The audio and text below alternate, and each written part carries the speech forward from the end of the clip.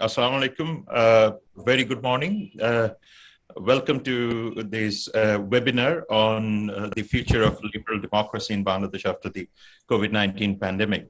We're very delighted that we have a very esteemed audience today with us to discuss the aspects of future of liberal democracy, particularly given the ongoing crisis and its implication on the democratic state, democratic systems across the world. Bangladesh is not an exception. Henceforth, it is very important for us to really rethink, do some retrospection, do some introspection on the basis of the existing political institutions and the structures in a very democratic country like Bangladesh. I will be speaking in English since the paper is in English, and we have a number of participants who will be joining us through Facebook, through Zoom, who essentially speaks other language than Bangla. Secondly, we have chosen English because this paper has been written in English as well. Given these facets of this particular digital webinar, we would request everyone to speak or choose the language of communication they would prefer. It could be English, it could be Bangla, and henceforth we will welcome constructive comments, positive messaging, and certainly your valuable inputs so that we can come up with a further set of recommendations that will be widely available through multiple channels of communication. With that, may I request the resident representative of Friedrich Ebert Stiftung, Bangladesh, Felix Kolbich, to give his introductory remarks and allow the participants to understand this particular initiative that FES and CG has undertaken. Felix, over to you. Thank you very much. And also welcome from my side, and maybe just a short introduction also to the topic in general, and then also a bit about the background of Friedrich Ebert Stiftung and this particular project line of geopolitics that we have started recently.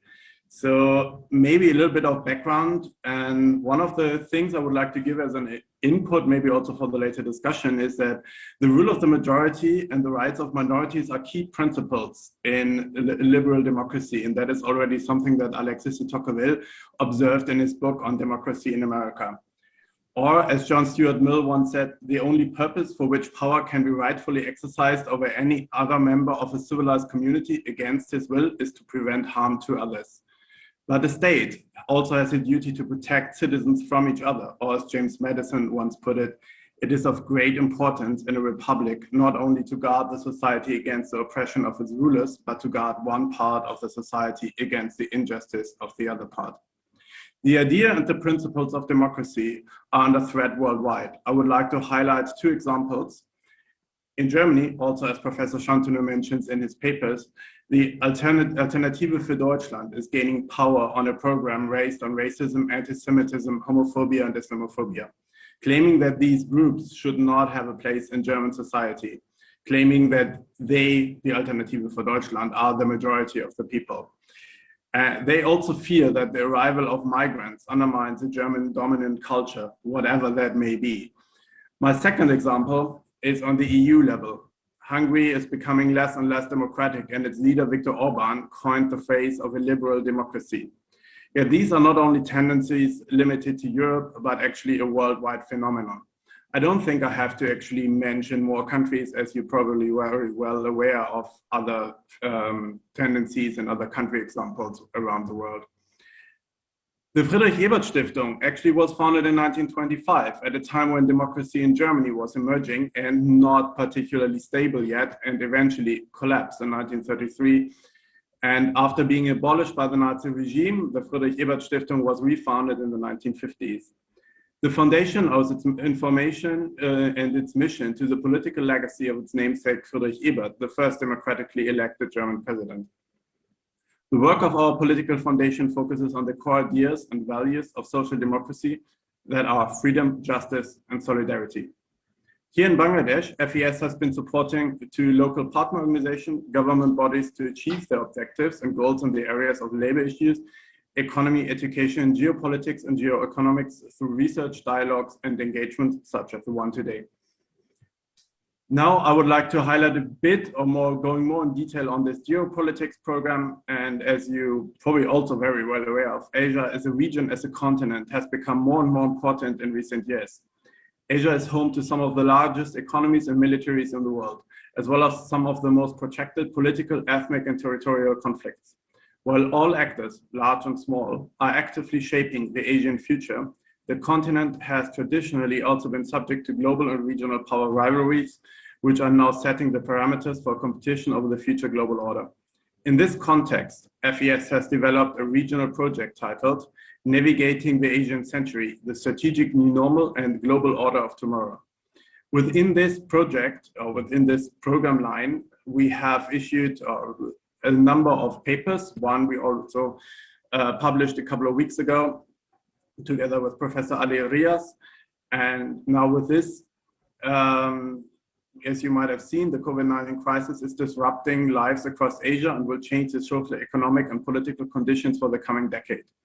Governments across the Asia-Pacific region pursue a wide range of different strategies combating COVID-19.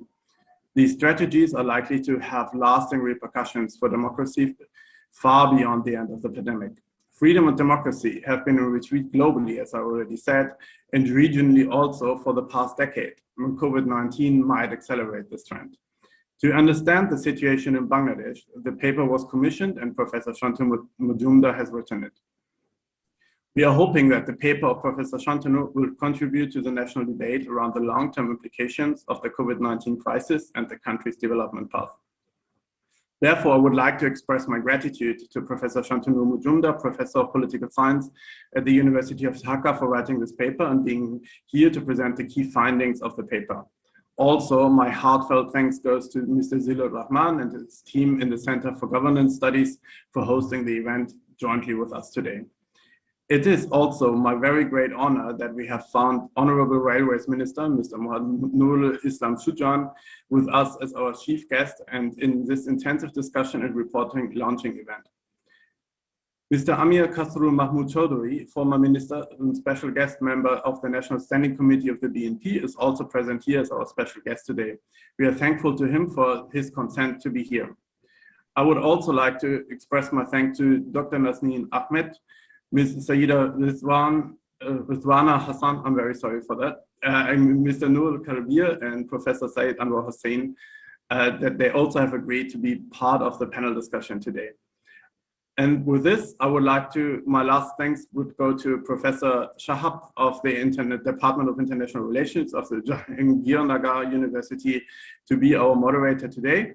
And therefore, I would hope that we will have interesting, insightful debate and discussion today, and that this will also be a starting point for a new discourse here in Bangladesh. And with this, I would like to hand back to Professor Shahab. Thank you very much. Thank you very much, Felix, for setting the agenda. And I think Felix has highlighted most of the key issues that Professor Majumdar will be discussing. Without further ado, I would like to request Professor Shantanu Majumdar to present his keynote speech, and which I think I had the privilege of reading the document, which has been written on the basis of very sound research methodology, which has highlighted multiple aspects of the debates, problems, and the growth in the liberal democracy in this country. With that note, with a very strong research methodology being presented before you, I would request Professor Majumdar to present his paper. Professor Majumdar, are you here? Yes. Thank you. Thank you very much. Thank you, Shahab. So without any delay, let me begin. Initially, I was given 20 minutes. Now I see that I have only 15 minutes. So let me go straight away to my paper. And what I'm doing, I'm going to share my slides. Just give me just before you start, Professor Majumdar, just a quick housekeeping note for all the participants. We would be obliged if you could keep yourself muted during the presentation of Professor Majumdar. Thank you very much. And one note for the host, I can read a message here that the host disabled participant screen sharing. So someone who is now you can share. Okay, thank you. Let me try.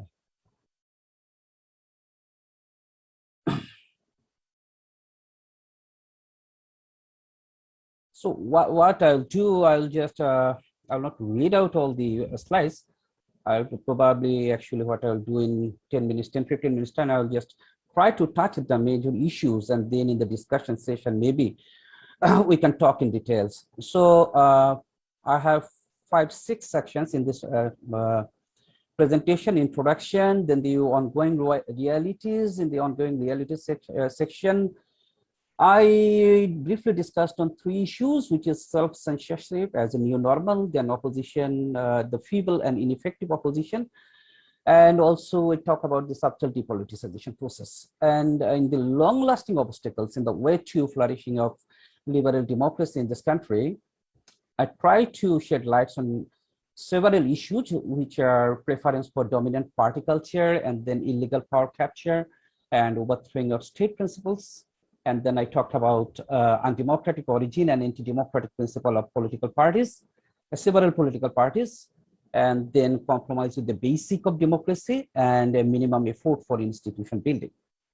And I give emphasis on 2 other issues. One is lack of enthusiasm for democratic values at the societal level. And for me, this section is important because in most cases, when we talk about democracy, we mainly talk about the crisis or problems in the political domain, but I think it's high time to shed light on the social sphere as well, to think about democracy. And I also, at the end, I end up with some sort of pessimism that I see nothing encouraging in the regional and global political landscape. And I have some recommendations, but I do not think these are important right now. I will mention it, but these are recommendations. I probably we can talk about this recommendation, but let me first discuss the ongoing realities and long-lasting obstacles, the way I understand. So first thing is kind of historical thing. We had a 24 years long movement, and then we attained Bangladesh in 1971, but the journey for democracy was short-lived because we had 2 military interventions, one in 75, another one in 82. And military rule collapsed in 1990. And at that time, there was huge expectation regarding a fresh start. And that's the same year, I would like to mention here that that's the same year when Samuel P. Huntington actually published his much discussed book, The Third Wave: Democratization in the Late 20th Century. That's the time when numbers of countries in East Europe and many other parts of the world see the beginning of the electoral democracy. That kind of thing happened. But it did not take long for the euphoria because of the nation for liberal democracy to evaporate, mainly due to the undemocratic tussle of the democratically elected political parties. Now I'm talking about the post-90 phase. And after almost 3 decades since the reintroduction of democracy, it can be said that despite having elections somewhat regularly, that the elected governments usually complete terms and that political institutions are theoretically active, the list of the areas to improve is seen. So I mentioned here 5 things. Problems acute over the past decades. These are all pervasive ruling party, mostly rhetorical and dysfunctional parliament, absence on democracy and political parties, strict centric oppositions, and inter-party disagreement on basic principles of the state. I think all of you can see that I'm mentioning nothing new actually. What I'm trying to do actually, trying to jot down all this stuff and placing in front of you for open discussion. And what we are also witnessing is the human rights and freedom expression of the religious and ethnic minorities, free thinkers, and opposition parties are not safeguarded yet. And the last 2 national elections, 2014 and 2018, failed to obtain appreciation at home and abroad. These are the situation Thomas Carothers He called this situation as a gray zone country when the experts struggle to decide whether the country is democratic or not. So ongoing realities, by ongoing realities, I mean, these are the reality not necessarily started yesterday, but these are the realities reached into a new height and to some extent took a new shape during the COVID-19 pandemic. I mean, these are the problems we witnessed before the pandemic, but now it takes, in my view, a new height. So first one, I say the self-censorship as a new normal. And particularly because of the probably Digital Security Act, now we can see the huge kind of practice of self-censorship amongst the human rights defenders, civil society members, and journalists. And the local media outlets, think tanks, and international community report a disproportionate increase in the use of the act since the beginning of the pandemic. Another one is the opposition. In my view, opposition is feeble and ineffective right now. And it seems that during the pandemic, the governing the government seems to be enjoying a kind of free ride against allegations of performance failure and corruption in the absence of any effective resistance in and outside parliament from the opposition. And my understanding is that it started particularly since the election in 2014, and the 2018 election eroded hope for a first start, although there was certain level of hope before the election 2018.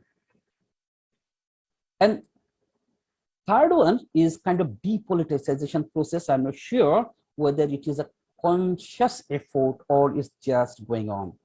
I mean, it's a kind of a strange mixture of valid reasons, for example, undemocratic power struggle, corruption, violence, etc., and perceived wrongdoings. For example, politicians are behind all corruption, and this sometimes failure to understand the significance of the role of politicians in a democracy provokes, I would say, a section of civil society and media to undermine the importance of politics and politicians in the country.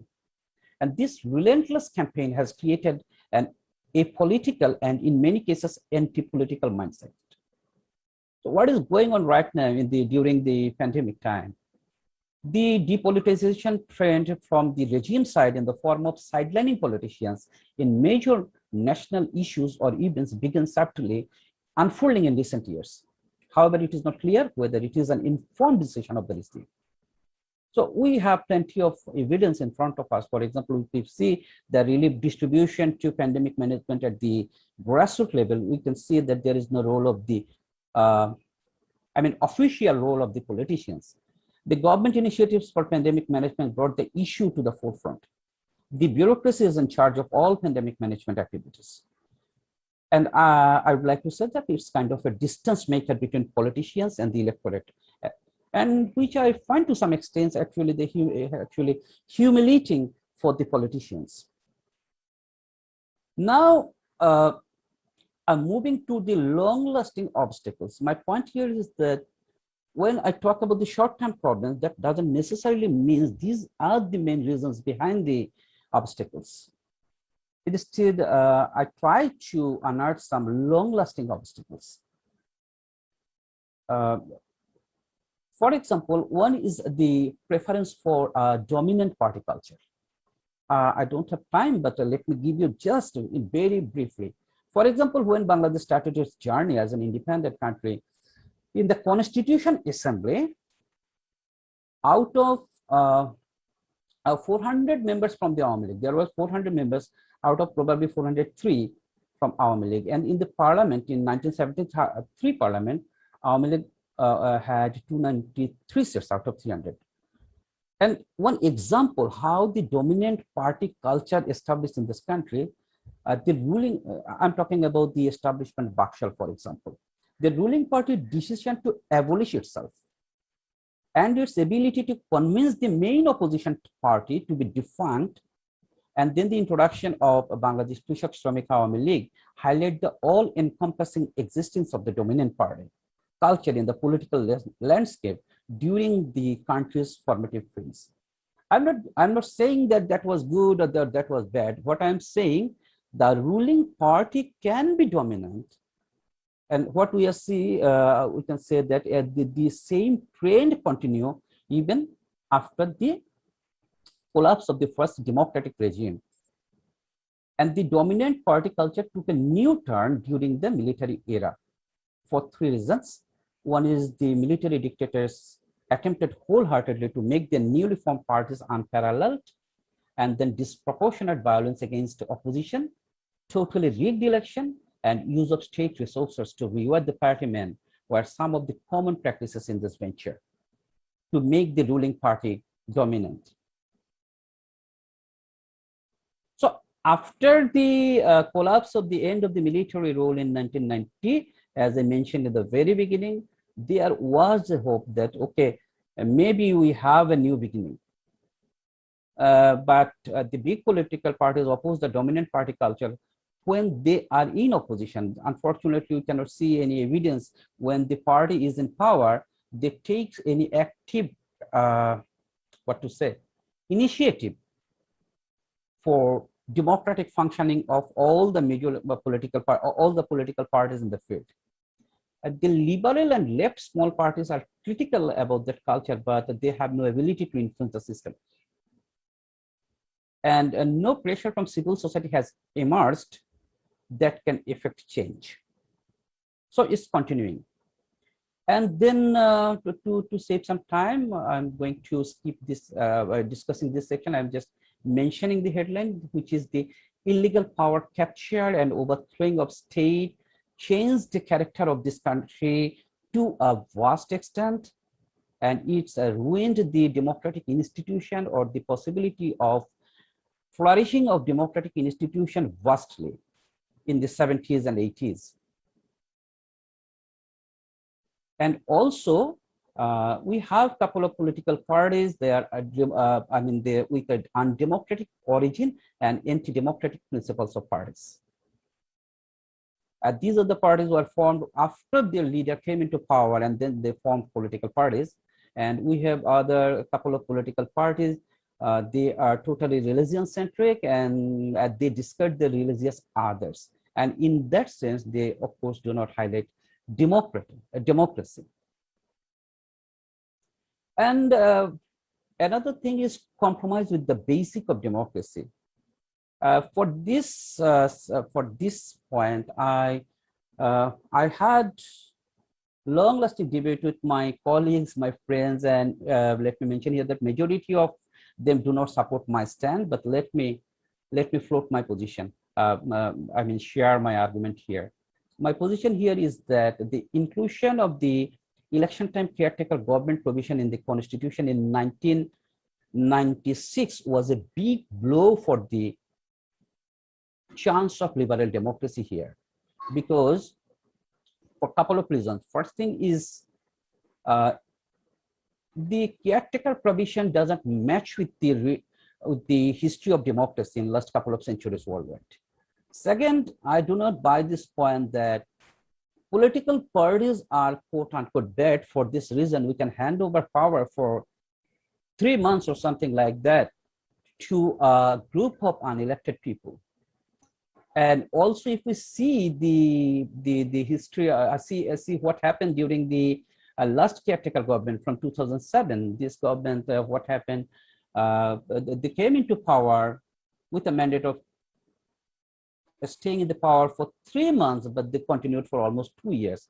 So I have argument on this. In fact, I write articles on this issue. My feeling is that at any cost, politics should be confined or should be reserved for the political players. It's Professor Mamundar, I apologize. I'm interrupting, but certainly we have a limitation of time. I can at best allow you for another 5 minutes. Sorry for the. Time is over. Are you saying that time is over? Okay, it's already, but 5 minutes more would be. Okay. Would be. Thank you. Okay, thanks. And then minimum effort for institution building from the political party in power, and the other opposition political party and civil society as well is a long-lasting problem. And lack of enthusiasm for democratic values at the social level. We have great urge for fair election, disapproval of political violence, a brief but wide-ranging safe street movement at any and anti-rape campaign in the recent time. All of the evidences of urge for democracy. But on the other hand, if you see, a vast majority of people confuse democracy with brute majority, and then there is vocal and tacit support for undemocratic narratives and practices in the name of safeguarding and upholding one's own religion, culture, community sentiment, and social expectation. And politicians involved in war crimes can win election. These are the indications that we are supporting democracy, but at the same time, maybe knowingly or unknowingly, I don't know, I'm not sure, we are actually supporting or upholding totally anti-democratic values. So,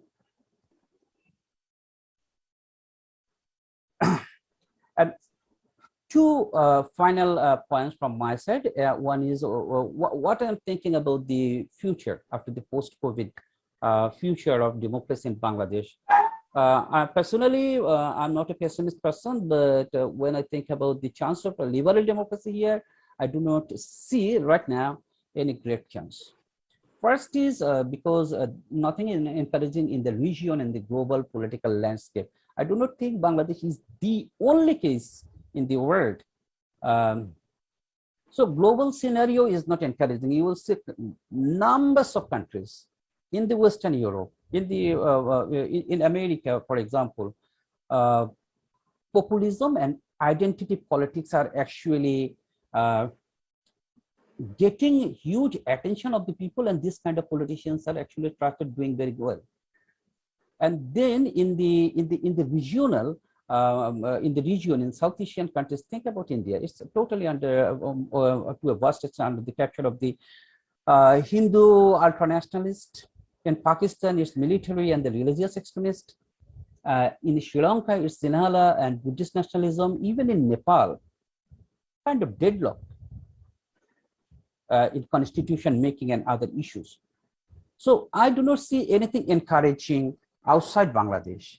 So I don't want to give up, but maybe it will take a long. So I have a couple of recommendations, but I mentioned earlier that I don't take it seriously. That's my thinking. First is I think traditional civil society organization need a wake-up call. So I have no time to discuss what is traditional civil society and what I mean by the dominant groups of civil society. But right now, a wake-up call needed that partisan civil society can do no good for democracy in this country. And the dominant groups of civil society or urban civil society should be equally vocal about fair elections and safeguarding liberal values. And they should proportionately vigilant about the activities of the government and the opposition, along with the anti-democratic social and political organizations. So continuous pressure on the party in power for fair elections and the unremitting weakening of the democratic institution are essential. And creating a scope for formal and informal interaction among the ruling party and opposition parties at the central and grassroots levels would help minimize the hate-filled, non-negotiable distance between the two mighty forces. And I also, this is actually kind of a donor-facing recommendation. The West European and Scandinavian countries with comparatively better record of liberal democracy may consider coming into the forefront. And another recommendation is positive engagement with the government by the international community is an option. And attaining liberal democracy should be the ultimate goal instead of always talking about the electoral democracy. Election is the first and foremost precondition, of course, but let's not end up with the concept of electoral democracy. And finally, international community should send a clear message to the opposition that direct and indirect involvement with the anti-democratic forces are not welcome. Okay, maybe I would like to stop here. So thank you very much all. It was kind of rapid journey from my side, but let me stop now. I'm really waiting for the discussant and the chief guest and the special guest, and also for the response of the audience. So thank you so much again for hearing me. Thank you, Professor Majumdar. I think you have given us a plate full of issues that needs to be discussed at length, but unfortunately I had to cut you short. But certainly the issues linking self-censorship as a new normal, lack of enthusiasm, not only in the part of the political parties, but also within the society and the economic institutions remains as a very big concern, not only in Bangladesh, across the world. Then obviously you have brought in the issue of political culture, in which the strengthening of parliament, role of the politicians, and certainly the multiple forces within a system, including the left or perhaps the liberal democratic political parties, their role has to be reviewed, and perhaps to see how they can constructively have implication or perhaps push the growth of liberal democracy in this country. You have brought in the issue of civil society, which is very important, and how civil society and the pressure groups positively impact on the democratic culture of this country. You have rightly mentioned the need for formal, informal interaction among different political parties, political actors, institutions, so that the hate speech can be minimized, greater trust on the national issues can be built, and certainly there are healthy debate among the political parties, which will pave a better political culture in the country, which we aspire for and which our forefathers envisioned back in 1971. With that note, I would request very revered and our esteemed and eminent historian and professor, academic. I mean, any term is very insufficient in describing Professor Syed Anwar Hussein's stature. But I certainly had the privilege of inviting Professor Syed Anwar Hussain, sir, to give his valuable comment on your paper. And perhaps sir can guide us in understanding the Constitution, historic genesis, and of the democratic values that we envisaged back in 1971 and that we aspire to see in reality in Bangladesh. May I request, sir, to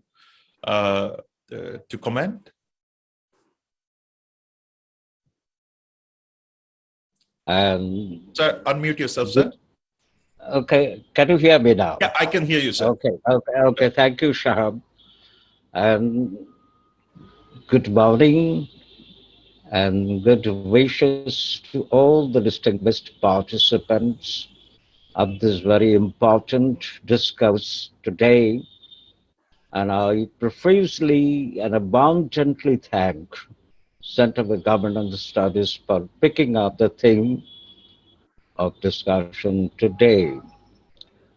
Well, a few days back, I was reading a post-editorial write-up in one of the English dailies of Bangladesh.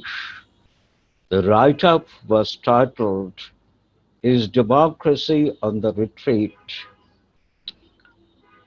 The sum and substance of that write-up was that democracy is certainly on retreat throughout the world.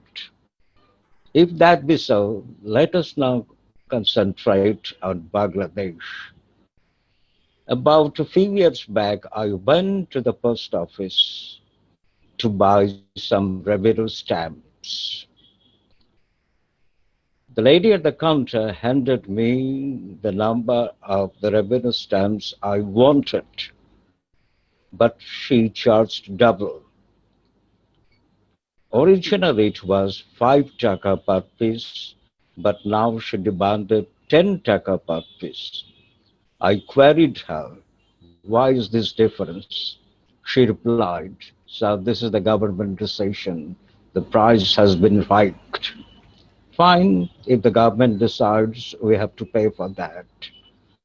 But my question that I asked myself while coming out of the post office was that Did the government talk about the hike in the price of the revenue stamps in Parliament?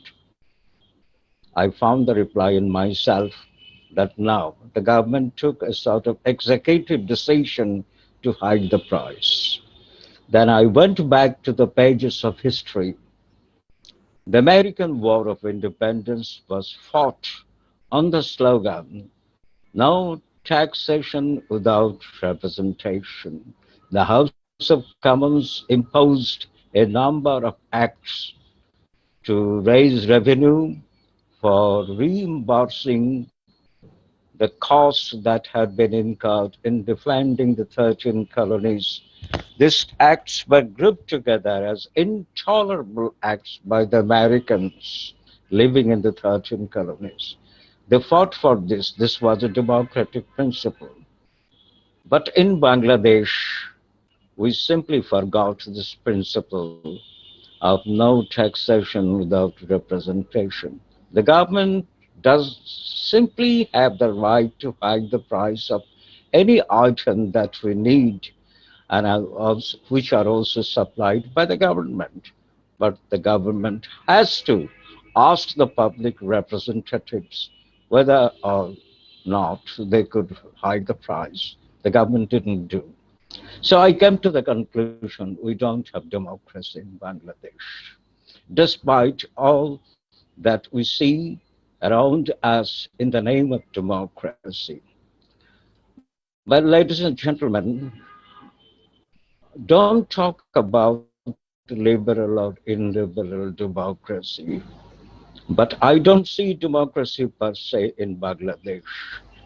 What I see is what I call demosclerosis. This term is coined by conjoining the two terms, democracy and sclerosis. Sclerosis, I'm sure everybody present here would know, that is a kind of disease in which the veins through which blood circulates are atrophied. Consequently, we have a human body in existence, and apparently so, we can see him or her, but he or she is not properly active, dynamic as one human being should be. So what I suggest or what I conclude is that we have democracy which does not properly function and which is absolutely dysfunctional. So this is my characterization of the state of democracy in Bangladesh. Second point, why is this so? Dr. Shantanu Mazumdar has very perceptively suggested quite a few scenarios about prevailing in regard to democracy in Bangladesh. I fully agree with him, and I also thank him profusely, but let me add there.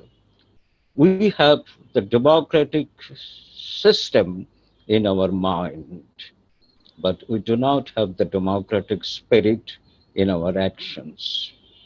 Democracy doesn't mean election to power and also to remain in power for some time.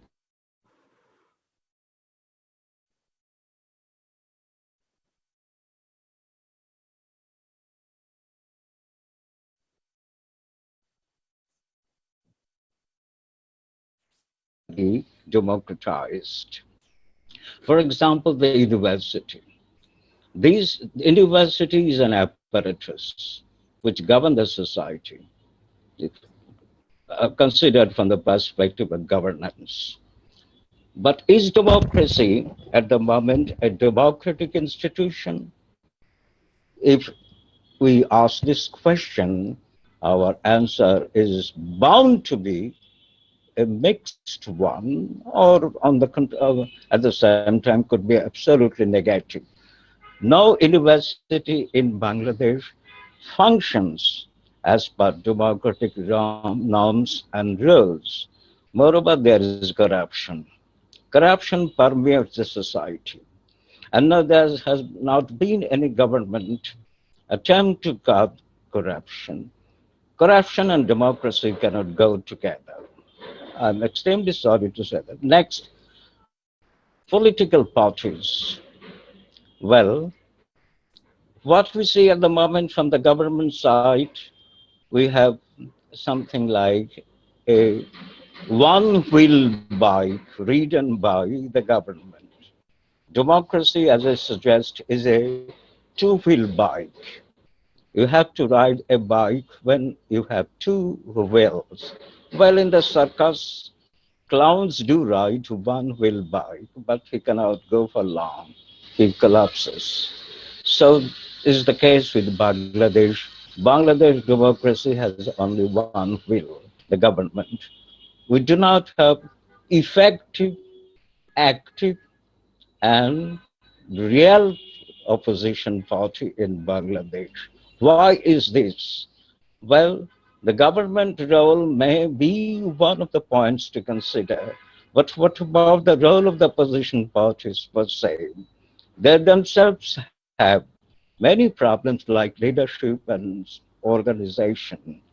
Moreover, if I have to be candid enough, I have to say that the two major political opposition factions, I wouldn't say political opposition party, but opposition factions like VNP and Jatiyo Party, they are conspicuous by the absence of any legitimacy in their creation and function. For example, no political party emerges in the cantonment.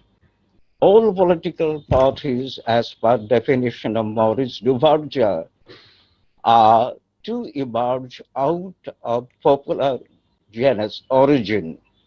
So in that sense, these two parties are yet to be parties per se. Moreover, they have the problem of leadership and organization. So we end up with no opposition party at all. Third, now we have the question raised rightly by the keynote presenter, the role of civil society. Well, I'm extremely sorry. I don't see any civil society in Bangladesh. I see political society divided as they are, as per their orientation, either pro-Awami League or pro-BNP or pro-Jamaat. This cannot be a civil society by definition. Finally, recommendations. Well, democracy is an institution, is a process first, which gets institutionalized over a long period of proper practice. The question is, are we properly practicing it? We have already covered 50 years after independence. This is not at all a short time for the life of democracy. But I don't see that we did have a good beginning in 1972 with a very good constitution of 1972, promising democratic start. But unfortunately, that start was a faulty one, and it ended up into a mess, and we ended up in military rule. And finally, we emerged with democracy, but we emerged with a democratic commitment, but not with a democratic process. Finally, ladies and gentlemen, I emphasize mostly leadership factor in democracy. By leadership, I don't mean only single person leadership. I also mean collective leadership, leadership at all stages of governance. That is what is lacking in Bangladesh. Leader, be it personal or collective, have to be quite democratic in mind, spirit, and also in function. That's what we do not have in Bangladesh. Democracy is something like a dream, but we cannot achieve that dream. Thank you very much indeed for giving me time. Thank you. Thank you very much, sir. I think we have learned, and we now have much more thoughts to ponder upon. I can't have the audacity of summarizing your statement or remarks without any hesitation. I can claim that. But certainly, few issues that our audience can think about is the corruption and democracy. Then certainly the leadership and how the leadership can be brought back into the institutions as well as the societal structure. Sir, your comment on the democratic commitment and translating that commitment into process and practices remains as a critical factor in understanding the present state of democracy in Bangladesh, and to certainly fathom what could be the shape and structure of democracy in future, particularly in the post-COVIDian world. Sir, your comment on sclerosis certainly is one important thing. I think something we cannot avoid discussing it at some point of time, though it's a medical term or physical term, but certainly it has a metaphoric value for us to really think about. So your point on functionality, democratic mindset, whether the society is able to practice democracy, whether the human minds within the territory has enough capacity to think democratically and translate their action in a democratic manner, remains a subject that requires serious discussion. And so your point on the university, and I would rather say university as the ethos or the central factor in democratic processes, remains as a quite problematic these days, as you have mentioned, and as we see in the media, a lot of corruption issues coming up, which is unexpected in the case of educational institutions. So with that note, I would like to thank you very much for your kind comments and time, sir.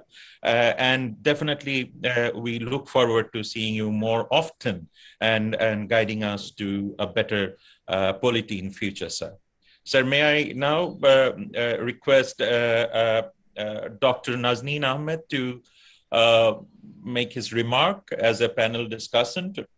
And as we have discussed, we would be grateful if Dr. Nazneen Ahmed focuses on the political institutions, political governance of the financial and economic institutions, and how the national integrity institutions such as the Anti-Corruption Commission and the financial regulators can function more democratically to ensure that the development is stable, so that people's voice are heard properly, and then the rights-based development is much more visible in our political discourse and discussion, leading to a better... Thank you very much. Yeah. First of all, I would like to thank the organizers for inviting me to this important webinar.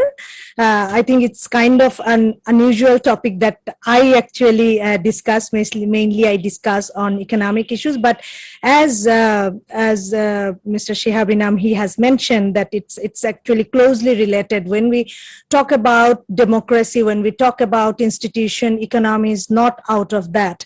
And if we look at the current situation, what has been very rightly pointed out by Dr. Shantanu Majumdar and lately discussed by Professor Anwar, we see that how actually institution matters for not only for people's freedom of speech, also for economic development. But one may argue that what's wrong if we have good GDP growth and good income for the country, the growth of the country, whether there is democracy or not, why does that matter? But if we look at the history of economic development, we find that when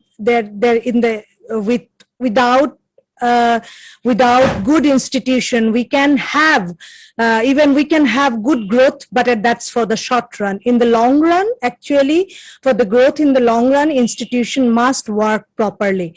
And then again, the opposite is also true, that when we say there is a lack of democracy in a society and there is growth, but then if we move to democracy, in the beginning, in many cases, we see a lower growth rate, but in the long run, we we will have higher growth rate. So if we really have to continue with economic growth, the institution matters. And currently, even during the COVID-19, we have just witnessed that our per capita income has increased by 9% compared to last year. And many people are asking, I was asked that how is that possible and why don't we see that? Why do we also see lots of poor people in the society? That takes our attention to the institution, because the growth in per capita income is the truth. But at the same time, we also see huge inequality in this economy. And that means institution is not working properly to collect money from the rich and the trickle down effect to the poorer people. So if as Dr. Shihab rightly mentioned, that how the integrity in the financial organization can support this, and that will actually help to the trickle-down effect of growth. If we look at, I see Mr. Majid here, maybe he will explain, Dr. Majid here, he will explain more. But if we look at our tax regulation, and if we look at our NBR and the functioning of NBR, we have been talking about the transparency, efficiency of NBR for a long time, so that we can have more revenue to work and more revenue collected, so that we can have more money available for our social protection activities, for poor programs for the poor, for infrastructure development, and so on and so forth. But what we still see that the tax GDP ratio is not even 10% of our GDP. So that's we have been talking about the automation of NBR for a long time, but we haven't seen that yet. We have been talking about the electronic VAT collection system, electronic machines in the shops and markets, but we don't see that for a vast majority of the businesses. So I think even if we promise to change the institutional capacity, transparency, and everything, we don't have a monitoring system of whether that is happening or not. Why is it taking so long for the automation of NBR? This is just one question. Well, when we see, even during COVID, when government gave the stimulus package, we have witnessed that the stimulus package for the large industries, those were distributed very fast. But stimulus package for the small industries, only 75% has been distributed so far. Why is that? The responsibility was with the banking sector. But when we, whether there was any monitoring that whether they were really disbursing the loan to those who need them the most. The thing is, to the bank, an organization or an industry which has faced devastating effect from COVID-19, that is not a good client for a bank. So bank, for very good reason, will not give loan to those industries which have faced lots of, which has even lost their capital, which has lost their business. So they preferred the large industries, and that's why I think there is the question of institutional integrity. Government even announced the credit guarantee scheme. So guarantee, if a small enterprise fail to repay the money, government guarantees to support the bank, but still that loan was not disbursed to the small industries properly. Even that, the out of small and medium enterprises, the loan actually went to the medium enterprises, not to the very small and micro enterprises. So this is one example where you have lack of integrity in the institution. And also we, in recent times, we see that in important positions, when we are talking about financial institutions and others, there are people, but the perception among people is that if it is about a new business, if it is about loans and credit, preference is giving to the people who have the power. When I say power, it's not about only ruling party political power. It's power from whatever sense. It can be from the political party, backed by political party. It can be from backed by huge money that they have. So those who have power, they are growing, they are becoming bigger and bigger. And that's why when we see that there is growth in GDP, but at the same time, we see huge number of poor people still in this society. We see, according to the even official statistics, we have 20% poor people. So that's why it's very important when we are just focusing on development, we should focus on how the institutions are working.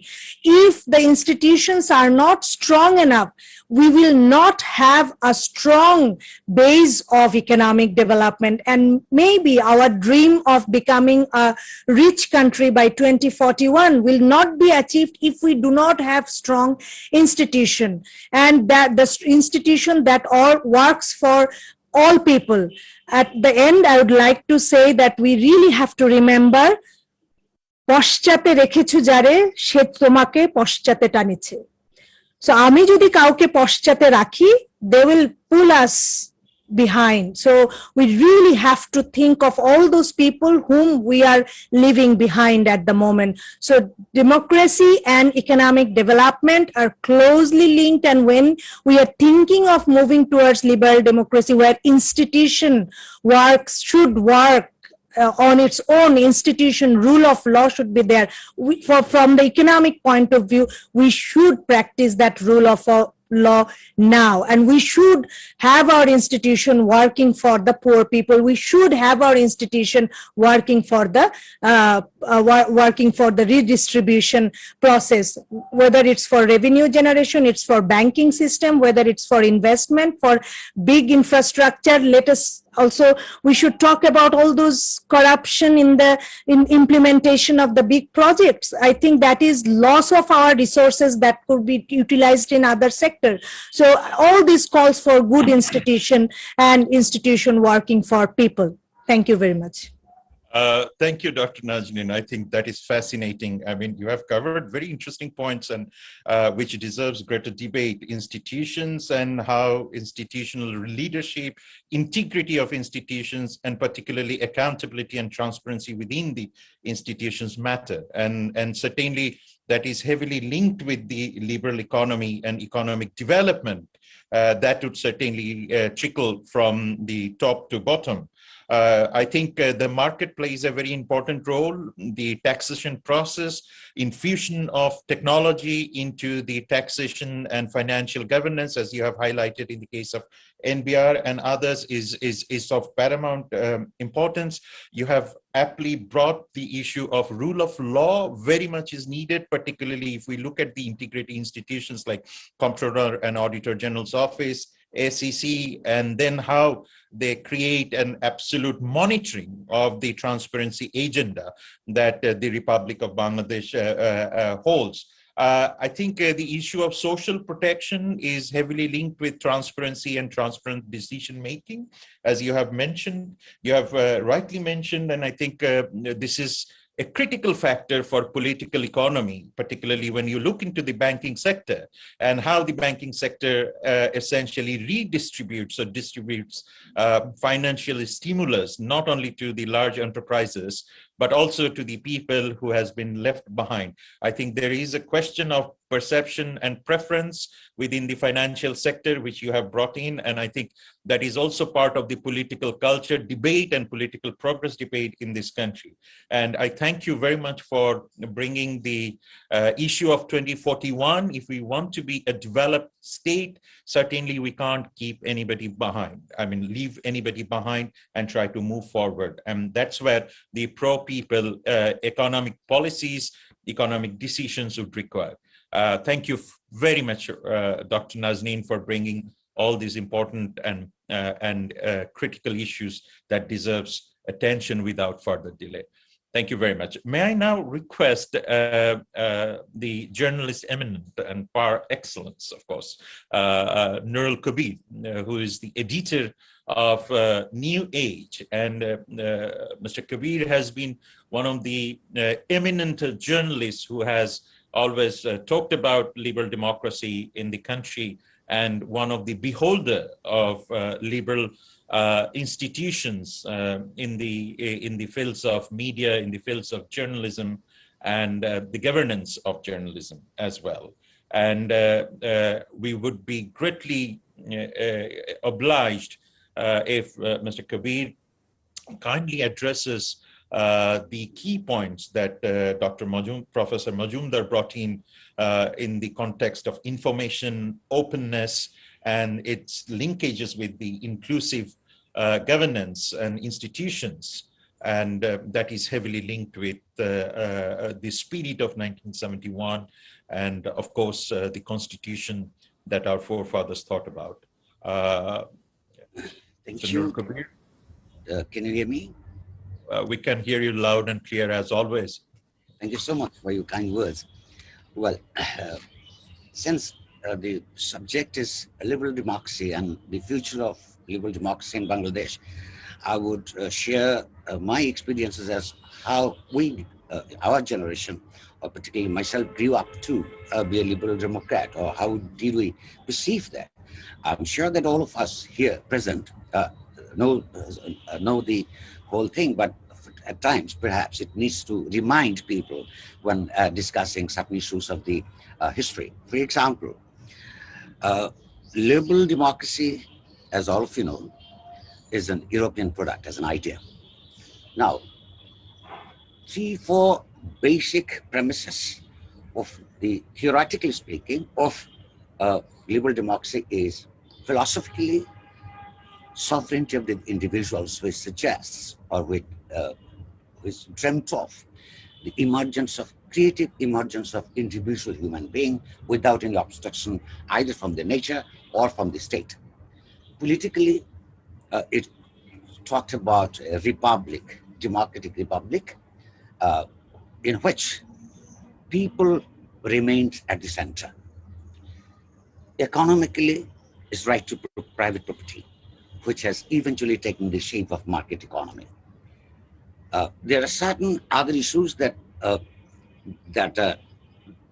byproduct of this school of thought was, for a republic, separation of power of different wings, as all of you know, and separation of politics, between politics and religion, because basically liberal democratic movement in Holland, in France, in England, and in the United States, they all talked about the secular idea of individual emergence of human beings, which the religion must remain separate from the affairs of the state.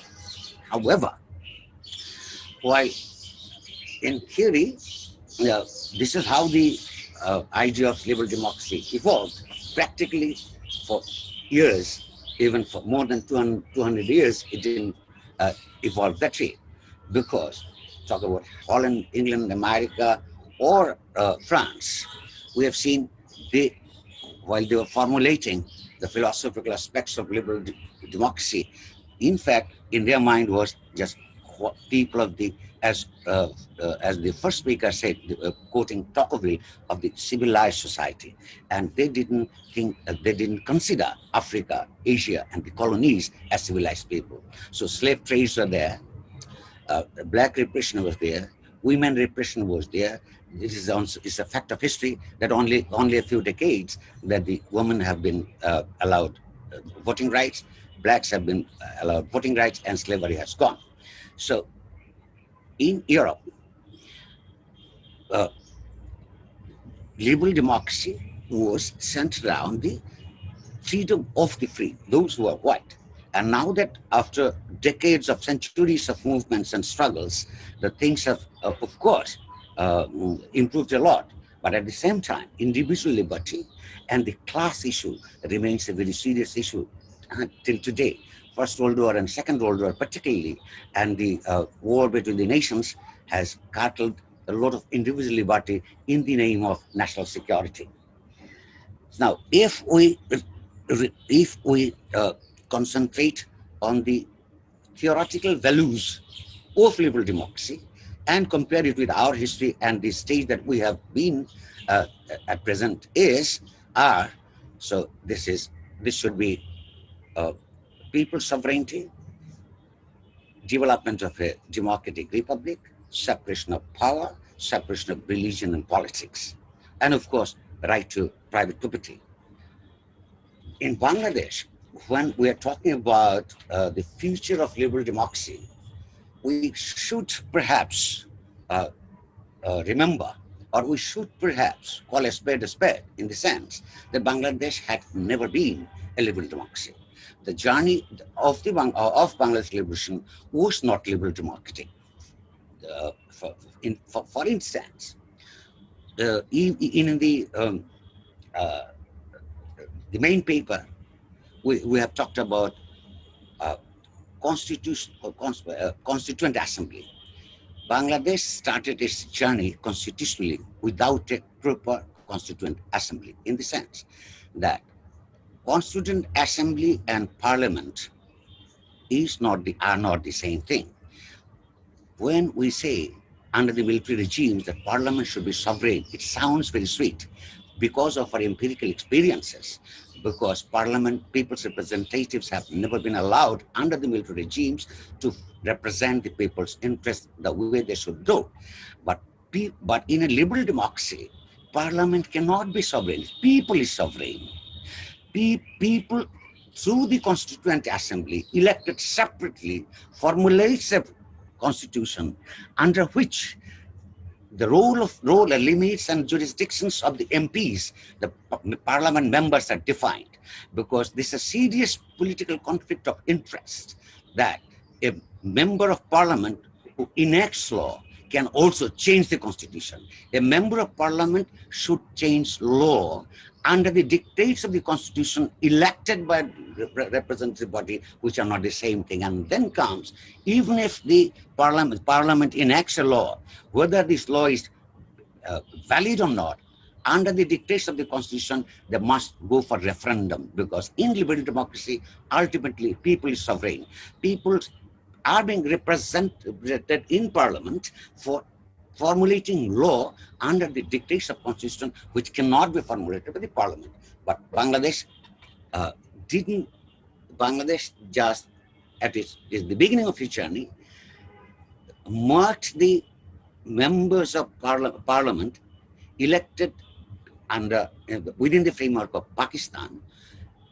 We have called them members of constituent assembly. It was not rightly elected anew, because in the 9 months of liberation war, people's consciousness had changed, people's dream had changed, people's aspirations had changed.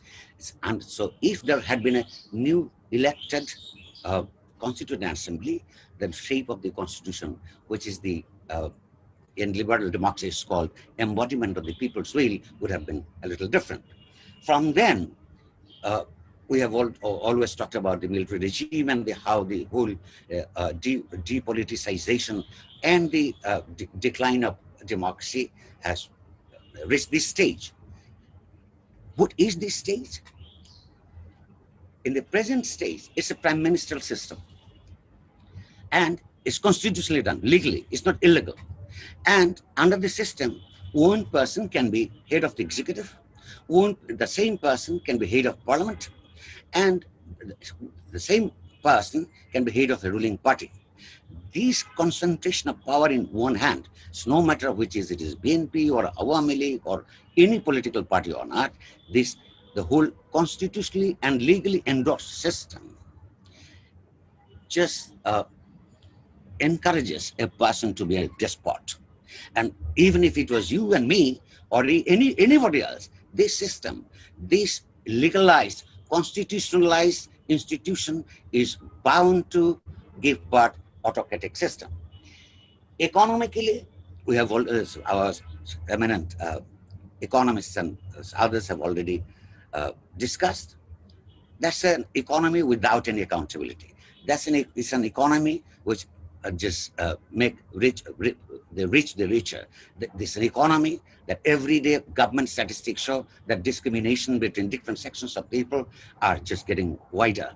So that the concept of equality in democracy was the core concept of equality among people. Every citizen is missing, both in politics and in in the system of economy. And the question of development without democracy,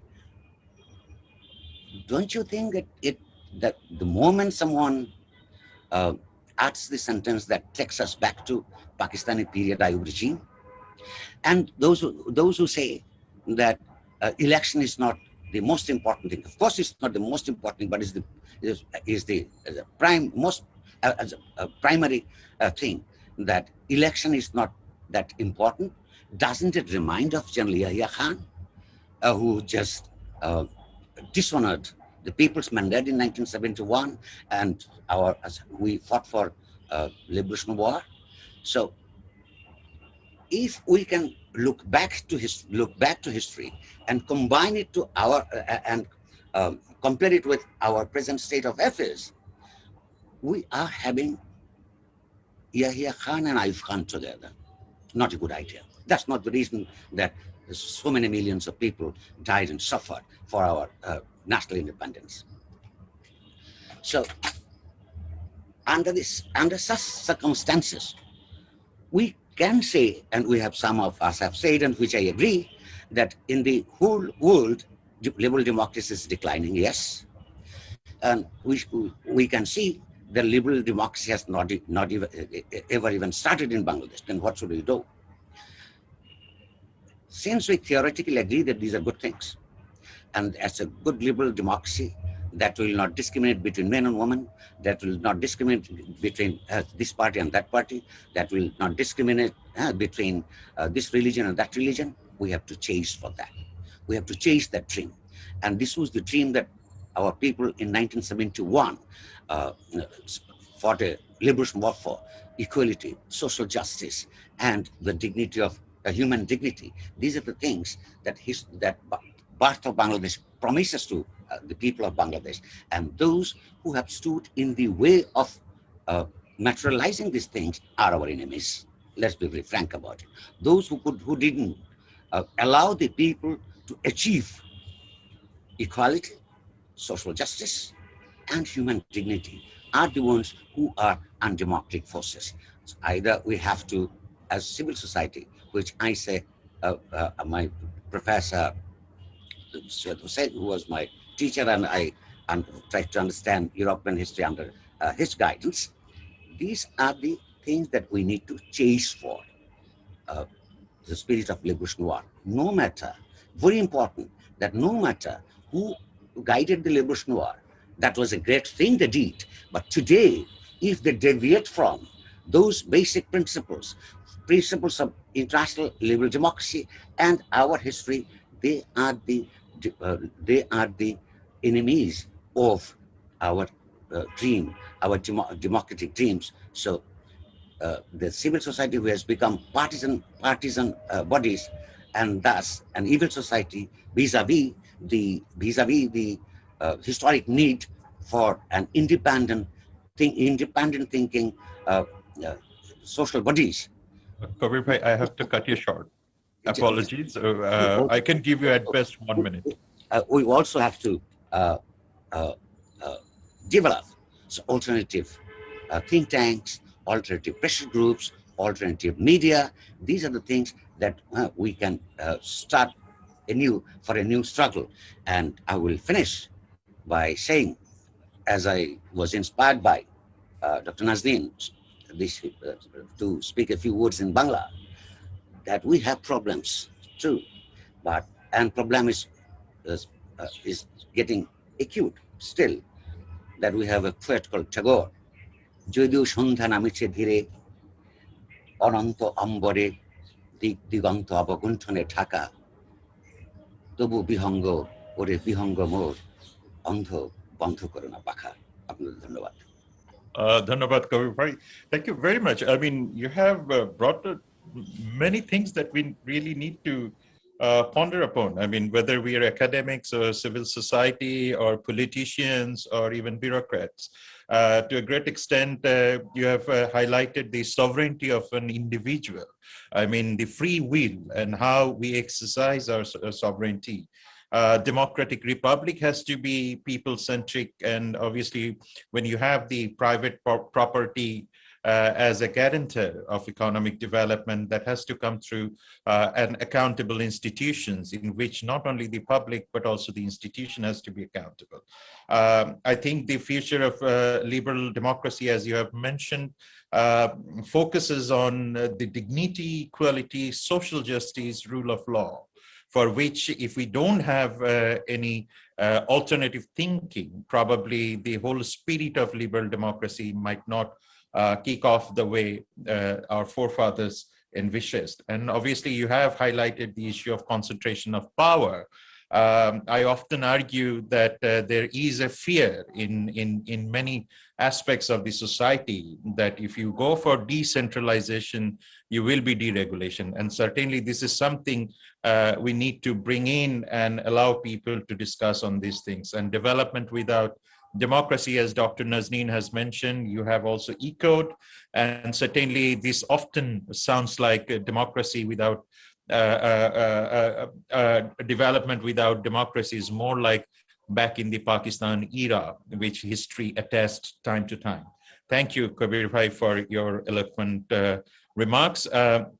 With that note, may I move towards Advocate Said Rizwana Hassan, very well known among the actors who makes decision, informed opinion, and she has been an instrumental in bringing climate justice, environmental justice in the country. And with that, may I request Advocate Hassan to focus on the rule of law, institutions, and how these initiatives can bring us towards an equitable environmental regime, which is essential for economic development and sustainability of civilization. Let us think in a very civilizational scale sometimes. Advocate Hassan? Yes. Thank you very much, Khab. I actually wanted to be the next speaker because I'm attending another board meeting via another call. But I do have written down some points that I thought I should share with all of you. I think we have a democracy in the country in a moment where citizens or voters didn't have much role to play.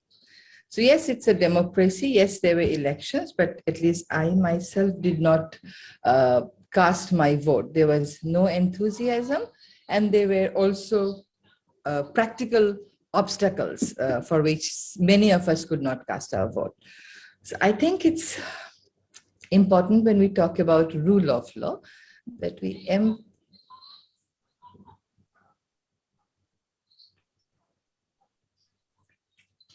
hold on, because I've kept the mic of the other program on. So I just have to.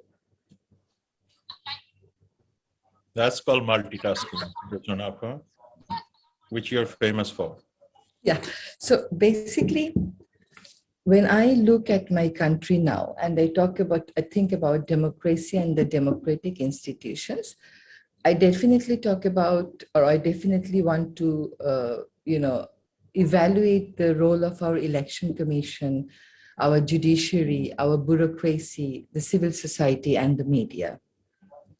Now, election commission, how much confidence does it enjoy is one thing, and how it has been structured to deliver its objectives is also another thing that we can question. We have seen how the parliamentary election has been held. There was hardly any contests from the opposition parties. So it was, to me, a one-party election. Coming down to the local government election, we have seen how the process has deliberately been killed. So there were elections in 2010, 2011, where we saw some opposition leaders making it to the post, but then most of them were jailed. And then the local government institutions, when we talk about institutional functioning and rule of law, most of the local government institutions were actually run by administrators. Now, against these irregularities, where will the voters go to? They'll go to the judiciary. We need a state judiciary. Did we actually have it? Did did we think of going to the judiciary, challenging the election process, where 15%, 25%, 30% voters only turned up? Bangladesh, I don't think in any accepted election had voter turn up less than 70%. But there were elections where 25%, 30% voters participated, yet people didn't think of challenging this before the judiciary. We don't know why. Bureaucracy, it's important to understand that they are public functionaries, state functionaries, and not necessarily government functionaries. In most cases, we see that the identity of state functionary and government functionary is getting mixed up. So the public servants often talk about spokesperson of given political parties, and this has started for last 20 years. And this merging of identity between the state and the government is also making it difficult for entities like civil society and media to criticize the government. Any criticism against the government, any harsh criticism against the government is often interpreted as criticism against the state, and legal actions are also being taken against that. Above all, we have this repressive, restrictive laws and the corporatization process of the civil society and the media. Even in social media, your freedom of expression is badly curtailed because of the monitoring. And if you see the recent leakage of the phone conversation of a journalist with her father, that is extremely frustrating. Even I can't share my thoughts with my father. I can't express myself in the social media. I can't express myself in the mainstream media. Politicians are not talking to us anymore, but we are living in a society where even my conversation with my father becomes a public issue, and nobody knows who has leaked it out. Nobody is talking about punishing those who have leaked it out. The thing is, it is public money that is being used for purchase of all these devices that would record your and my conversation. Do we really want public money to be used for these purposes? Is anyone questioning it?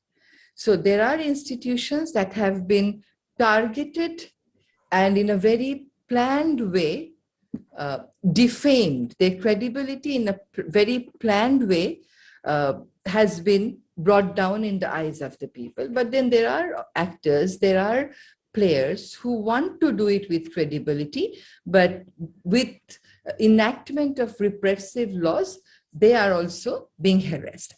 So I would make just few recommendations. One is we need some changes in the Constitution. There was a provision of referendum on important issues. So I think if one wants to change the basic premises of the Constitution, no political party, whether they have 2/4, 3/4 majority, we don't care. If they want to bring in major changes in the basic principles of the Constitution, they have to arrange for referendum. So, for example, the caretaker government, it may not be the basic premise, but it actually impacts the basic premise of the Constitution, which is democracy. So we had movement. Many of us participated in the movement, but then it got very technically scrapped from the Constitution without any sort of, public consultations. It was one party thought that led to this change. That must not happen. We must bring in that provision of referendum in the Constitution. Article 7 of the Constitution says that people are the center of all power. Now, one way of people exercising their power is through their voting rights. If that voting right is curtailed by amendment of the Constitution arbitrarily and by one power, that must not be accepted. Election process has to be very, very, very clearly laid down. If an election is participated only by 25% of the voters, will we still call it a valid election under the Constitution when all powers actually vest in the people and 75% of the people do not vote? I do not think so.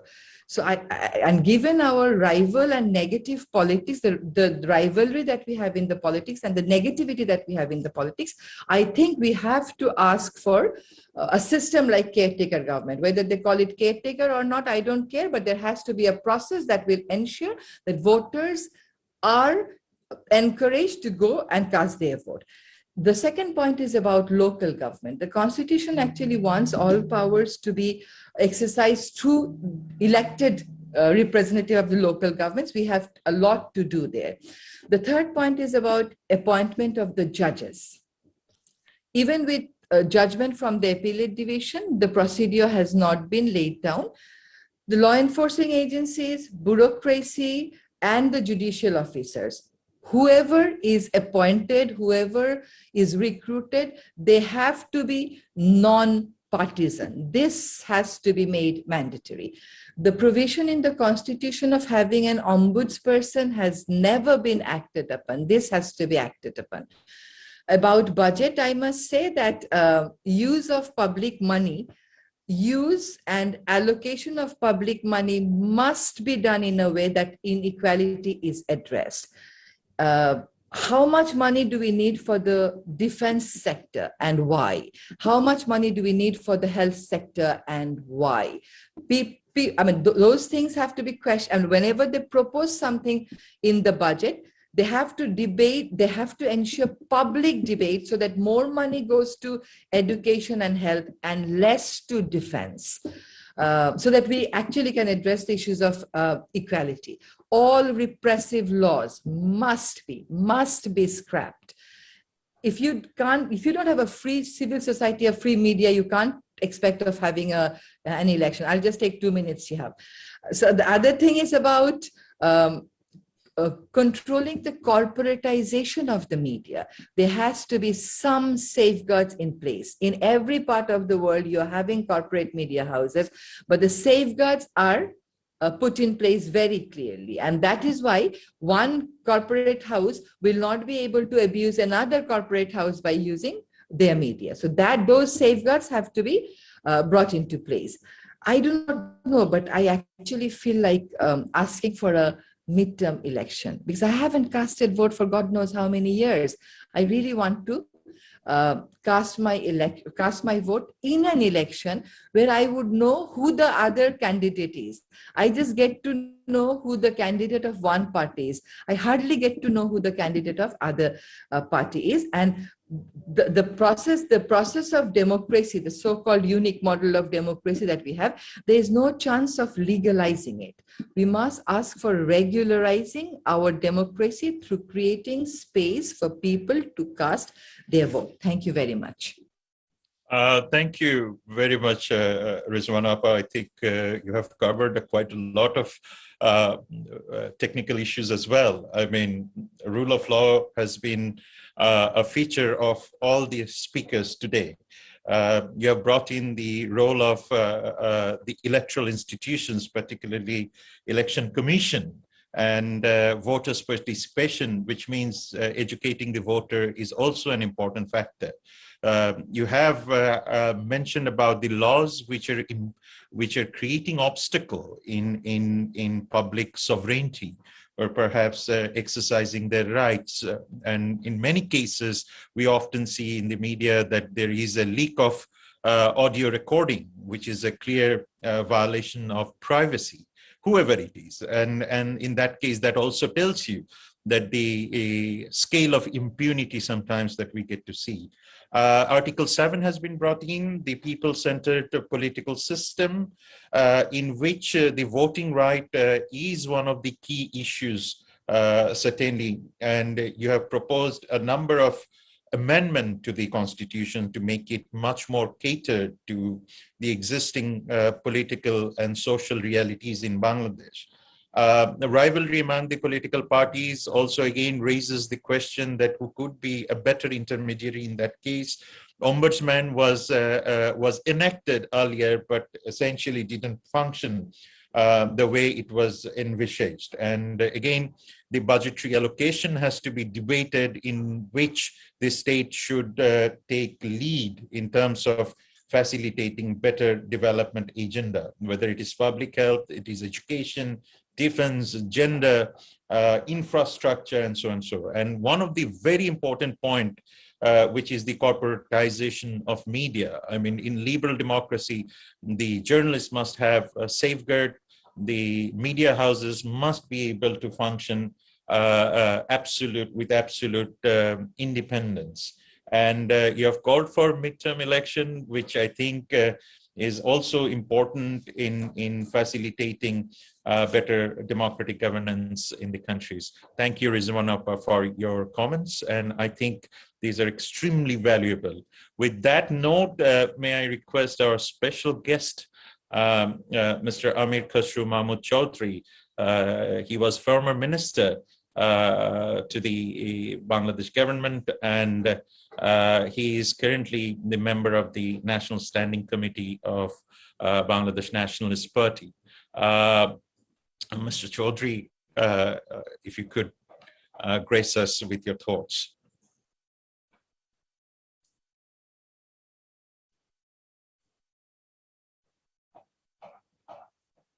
You have to unmute yourself. Yeah, it's a way that we have all learned to live. Thank you very much, Shahab, for the floor. I thank CGS for organizing, and their partners, of course, today's discussion. The time that we live in right now in Bangladesh, to have an objective, authentic, serious discussion, which is free, is very, very difficult now. Even though it is a very good endeavor and effort on CGS's part, the problem of the situation, actually, the problem lies somewhere else. The environment of Bangladesh is become so problematic. To have a free, fair, and authentic and objective discussion is very, very difficult. And when you have one, and perhaps even the presenter of the paper, I think, has to have in mind for self-censoring the paper. Or maybe at times we see the apologist has to do the paper, because otherwise you can be subject to so many problems.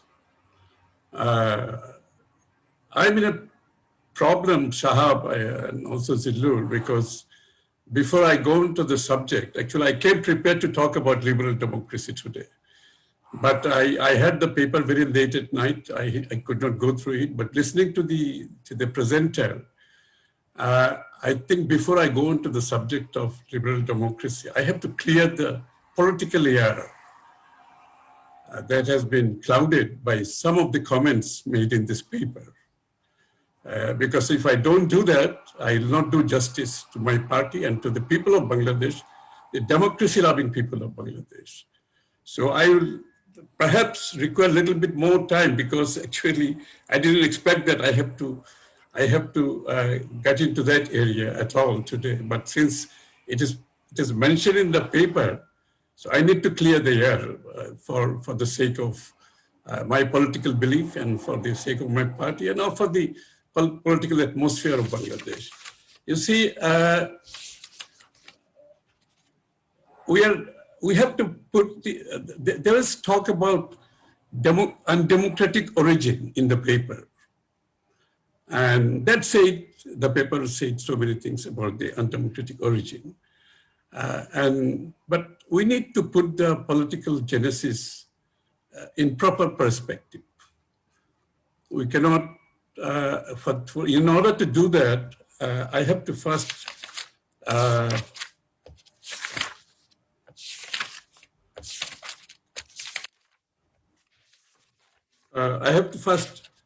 go back to, if I,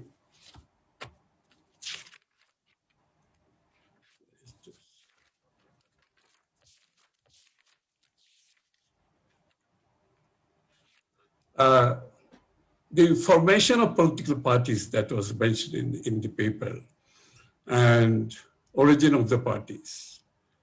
There it was mentioned that the parties born through military leadership and all that was mentioned. But let me make it a bit clear. There are many, many military leaders who formed the political parties.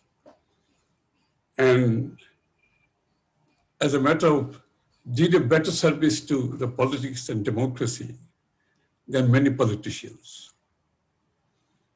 For BNP,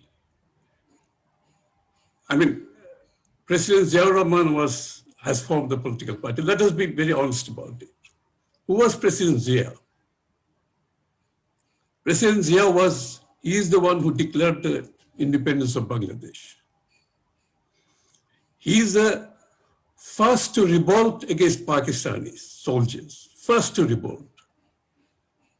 He fought the war of independence frontally. He was at the forefront of the war against Pakistan. He brought back multi-party democracy from one-party system. He made the media of Bangladesh free.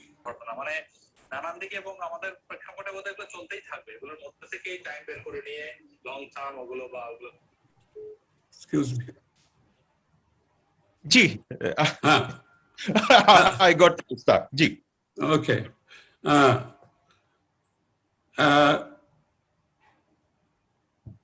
He came in not through military coup.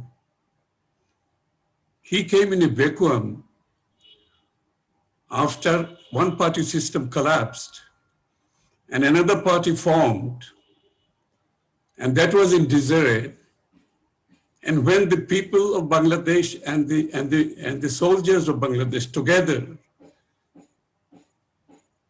through a popular uprising of soldiers and the people of Bangladesh, and he filled in the void that was created.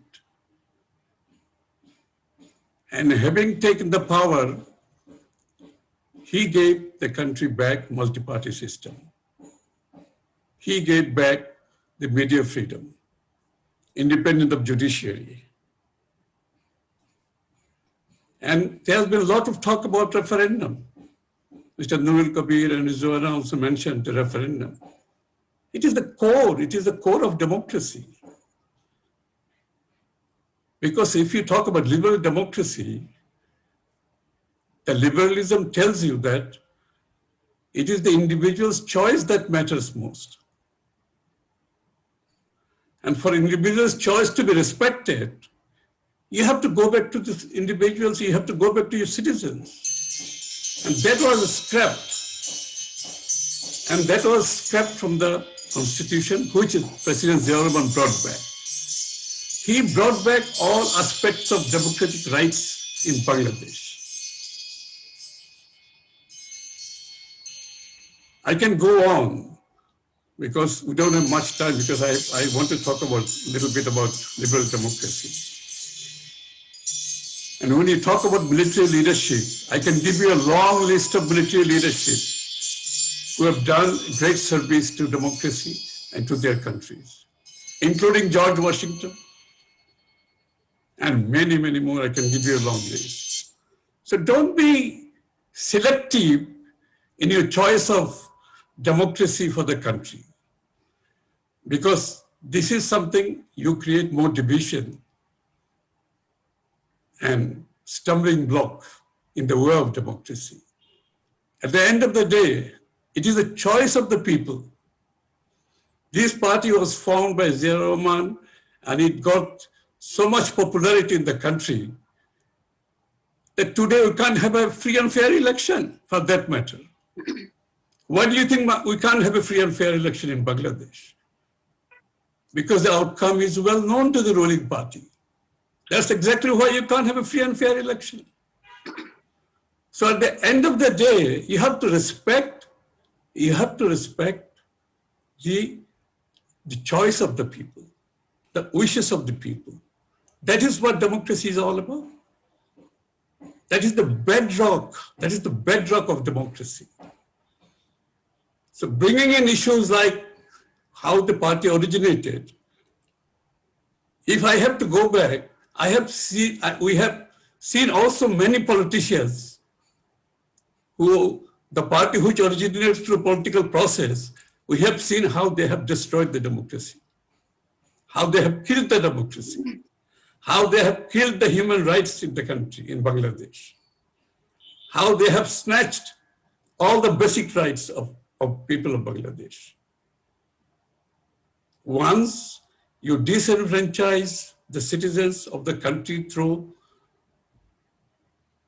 an unfair election, through a stolen election, you continue to disenfranchise every step of the way. And that is what we are seeing in Bangladesh right now. People are getting disenfranchised in every step of the way. Many speakers talked about judiciary and institutions and all that. This is all the proof of disenfranchisement in Bangladesh. And they are disenfranchised through capturing the institutions of the country. You see, any country that can think of a liberal democracy, the first thing to put in place is the proper institutions. And what we have in Bangladesh today, the capture of institutions and putting the core cronies in charge of those institutions. And executives are dictating all institutions of the country. Mr. Kabir said the power, so much power lies in the executive in Bangladesh today, that they are dictating all the institutions of the country. The three organs of the independent organs of the country is not functioning anymore. The legislature, the judiciary, and the executive. The executive organ of the country is dictating judiciary. They are bypassing the legislative through unfair elections, through rigged elections. And first thing we need to talk about is the election integrity of Bangladesh today. That is the bedrock of going forward for liberal democracy. It's no good saying, I hear a lot of people talk about, oh, we cannot achieve democracy through an electoral democracy only. I agree with that. But electoral democracy is the bedrock. And from there, the journey starts from there. If you do not have an electoral democracy, if you do not have electoral integrity, the journey will never start. And this is what we are missing in Bangladesh. And through an authoritarian regime, you have taken over all the institutions. None are allowed to function. Now the judiciary is the guardian of the Constitution. And Constitution is the guiding rules for the country. You cannot talk about, you see, the rules are put in place in a way. The Digital Security Act, I have seen some interpretation of Digital Security Act. Do we need any interpretation for Digital Security Act? Do we not know what Digital Security Act is doing to our country? Is there any interpretation needed for that? 1/3 of the Constitution is outside the purview of amendment. 1/3 of the Constitution. But you can't talk about Constitution. There's restrictions. You cannot criticize the Constitution. There are people who are off limits from discussion because you can't criticize them. No constitution in the world, nobody can be off limit. But would you have this? You have this anti-state issue of anti-state statements, sedition laws in place? I mean, what is the direction we are going? So I think really to be true, we should all talk about if you want to break out of this quagmire, we need to talk about first thing, how to break out with a free and fair election.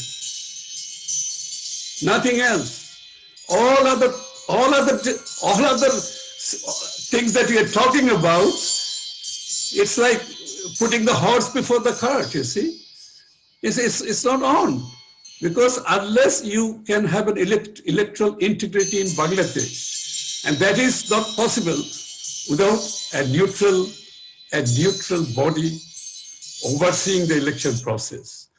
When somebody says that caretaker government is not on and it is anti-democratic, how do you break out of this quagmire? And one should remember, this caretaker government came into being through national consensus. BNP was in power, there was a big demand, and then there was a big demand from people across the board, and there was a consensus, and we had the caretaker government. And that was done away unilaterally. And the court is firing on the shoulder of the court. We all know that. It's no good hiding behind the court. We know why this caretaker government had to be done away with. You can't hide away behind the court. We all know the reason. The committee that was constituted on the caretaker government reported almost unanimously in favor of caretaker government to the Prime Minister. That was clear, it was public. So what went wrong? Because things had to be changed in their own way. And that is what we are faced with today. Let's face it. We have to have an electoral integrity. We must have electoral integrity. We must have a neutral body to oversee this election process. We must put our institutions in place, which have been captured and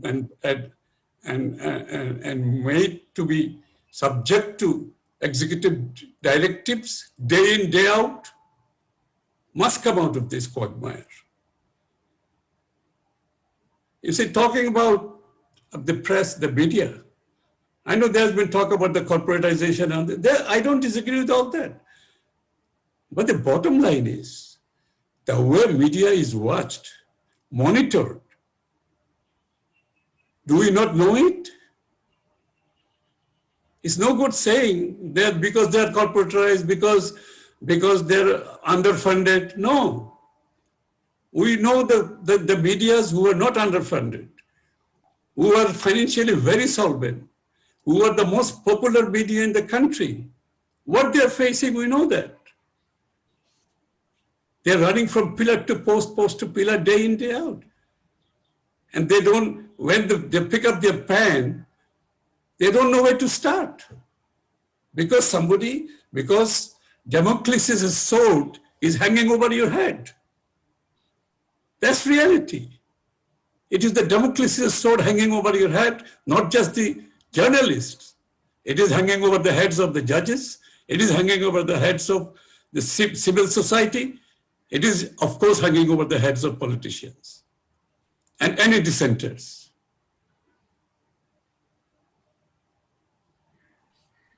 So, do I have some more time or not?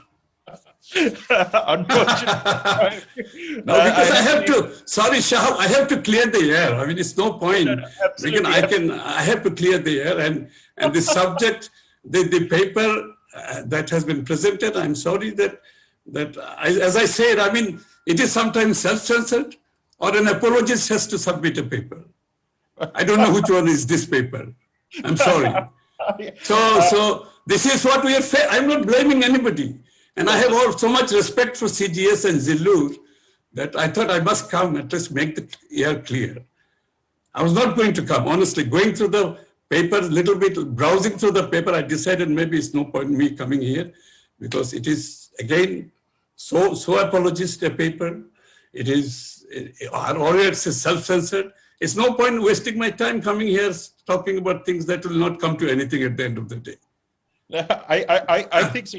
Your voice is very much needed. I mean, this whole platform is a reflection that we are trying humbly to bring liberal democracy back home. So sir, I think your remarks are remarkably important for everyone to hear, and I'm quite sure Professor Majumdar has taken. I'll finish anyway. I think I'll finish. I'll not take too much time, but I think I was actually quite. I would have been quite happy to discuss the topics such as trajectory of authoritarianism in Bangladesh.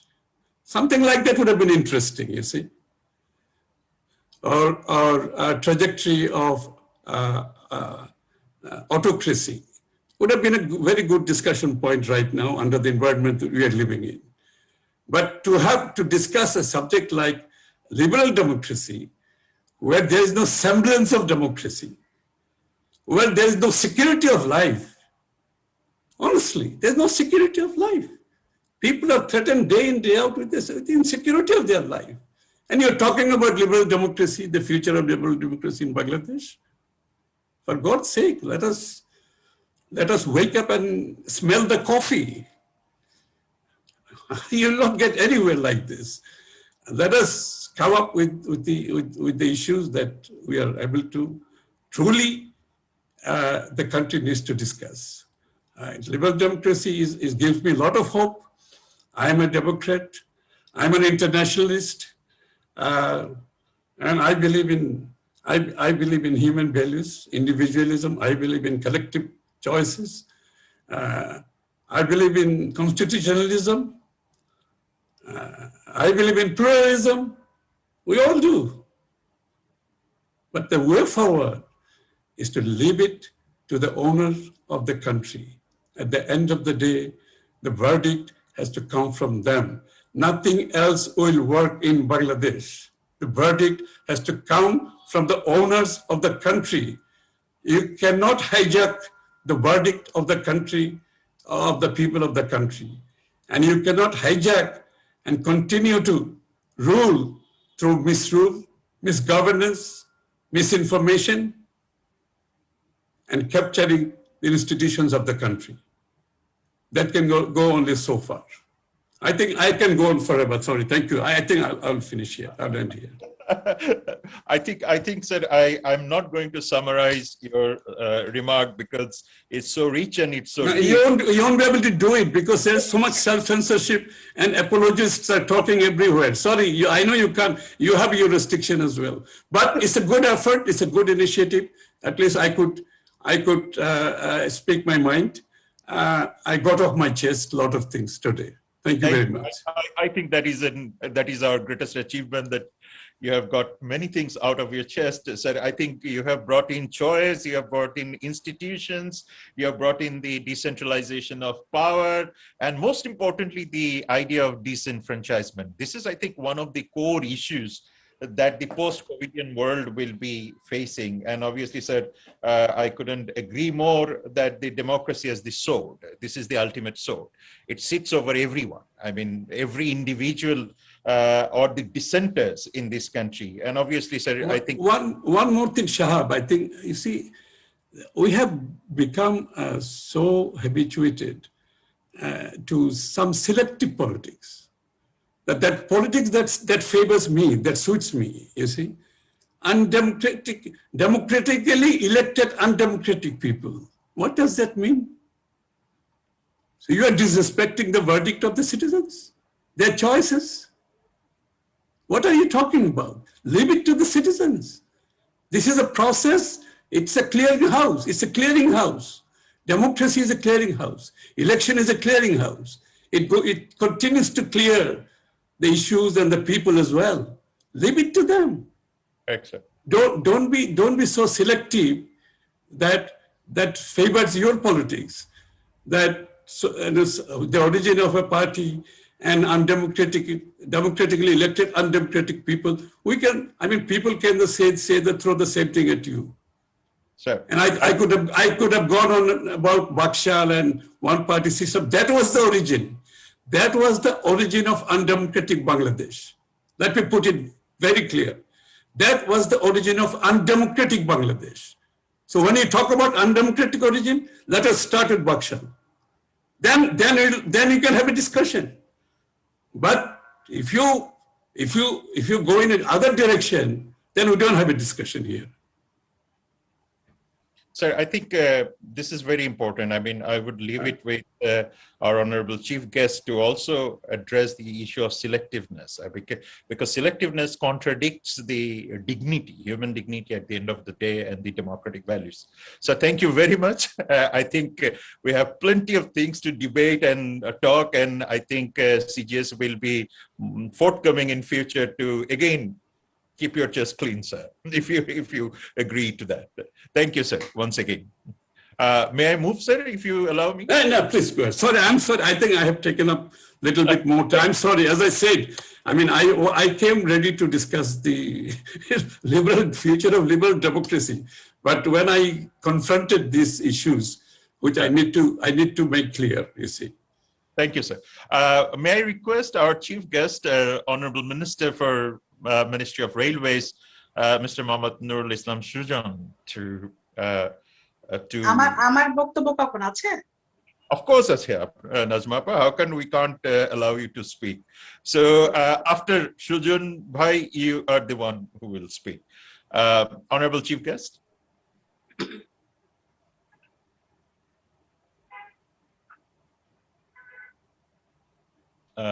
I don't see Honorable Chief Guest over here.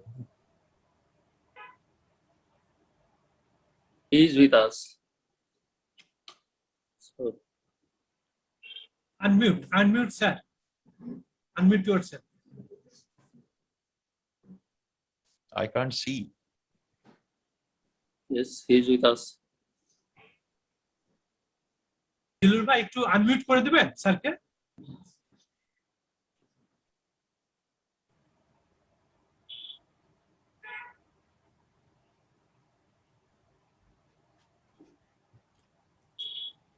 I have sent a request. You have muted my video.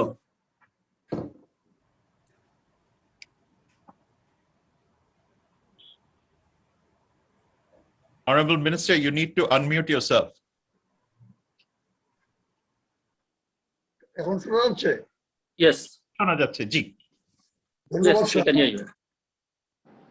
ধন্যবাদ চেয়ারম্যানকে যে এই ধরনের একটা discussion আয়োজন করার জন্য, এবং যারা পার্টিসিপেন্ট তারা অত্যন্ত দেশের প্রথিতযশা বুদ্ধিজীবী হিসেবে তারা পরিচিত, স্ব ক্ষেত্রে তারা প্রত্যেকেই জাতীয়ভাবে তারা পরিচিত, এবং যে লিবারেল ডেমোক্রেসি সম্বন্ধে শান্তনু মজুমদারের যে পেপার, এটি আসলে গতকাল রাত্রে আমি পেয়েছি।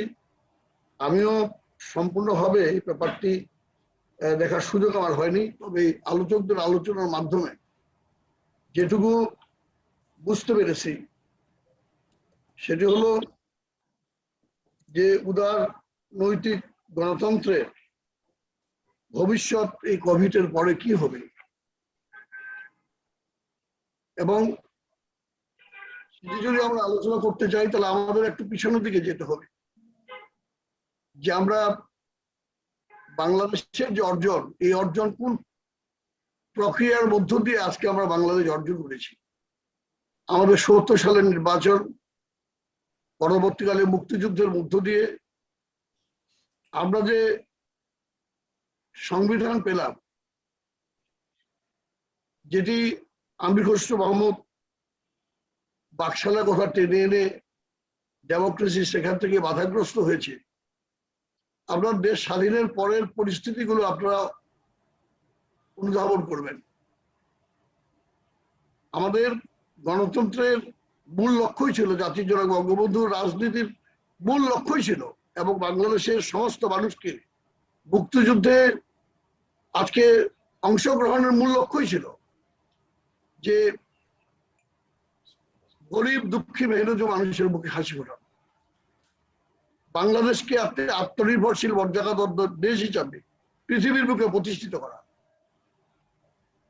1 কোটি মানুষ ভারতে গিয়ে আশ্রয় গ্রহণ করেছিল।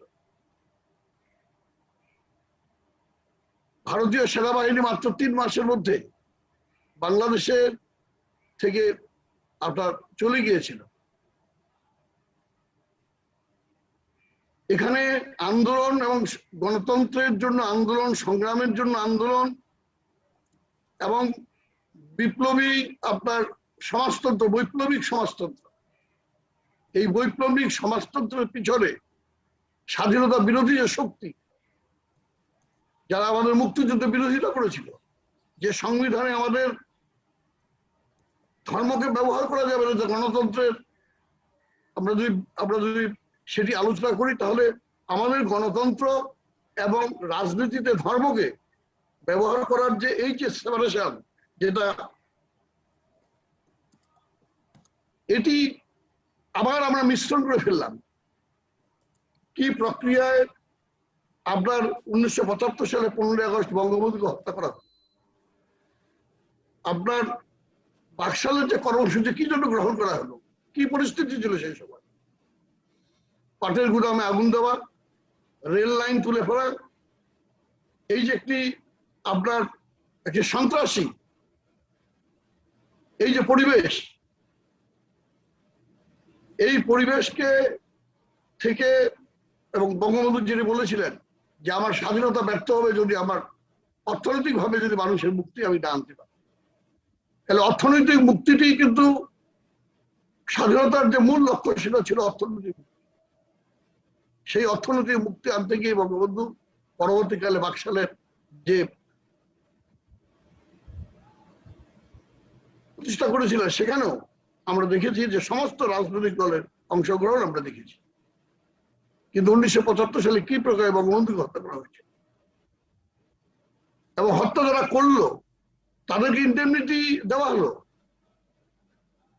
শুধু প্রেসিডেন্ট খন্দকার মোস্তাক আসলো, জিয়াউর রহমান যে প্রেসিডেন্ট হলেন কিভাবে, কোন সাংবিধানিক প্রক্রিয়া, এবং যে যেটা বলছেন যে আপনার আমাদের যে রেফারেন্ডাম, এই যে রেফারেন্ডাম, এই রেফারেন্ডাম কিভাবে হয়েছে, কত পার্সেন্ট লোক ভোট দিয়েছে? খানা ভোট আমরা দেখেছি, আমরাও তো ছিলাম। আমি জানি না আমির খসরু মাহমুদ সাহেব জিয়াউর রহমানের রাজনীতির সঙ্গে কবে যুক্ত হয়েছিলেন, কিন্তু আমরা দেখেছি 79-এর নির্বাচন আসলো, সেই নির্বাচন আমরা দেখেছি। আমার বড় ভাই সে সময় 39 জন মাত্র আওয়ামী লীগ থেকে নির্বাচিত হয়েছিল, তার একজন ছিলেন। কিভাবে সেই ভোট হয়েছে আমরা দেখেছি, হানা ভোট হয়েছে। আপনার জিয়াউর রহমান এবং আপনার ওসমানীর ভোট হয়েছে, আমরা প্রেসিডেন্সিয়াল ভোট দেখেছি।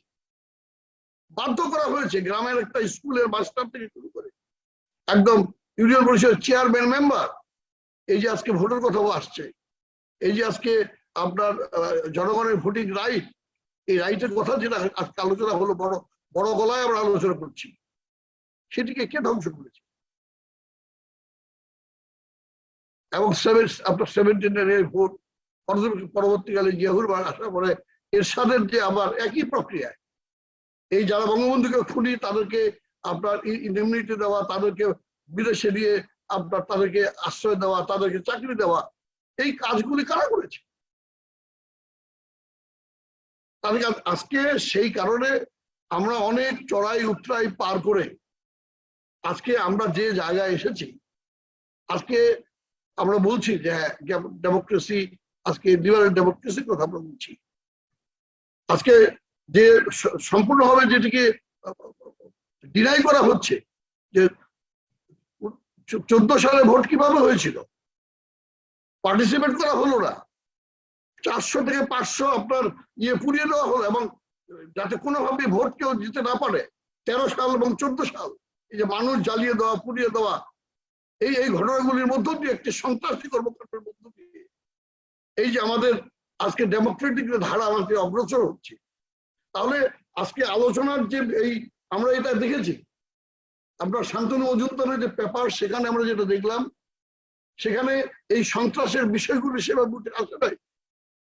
ধারাবাহিকভাবে আমাদের এখানে যুক্ত হয়েছে, ধর্মকে সম্পৃক্ত করা হয়েছে, সন্ত্রাসকে বাদ দেওয়া হয়েছে, সন্ত্রাসের বৃষ্টিগুলো আসে নাই। এবং আজকে অনেকগুলো বিষয় এই আলোচনার মধ্যে এসছে।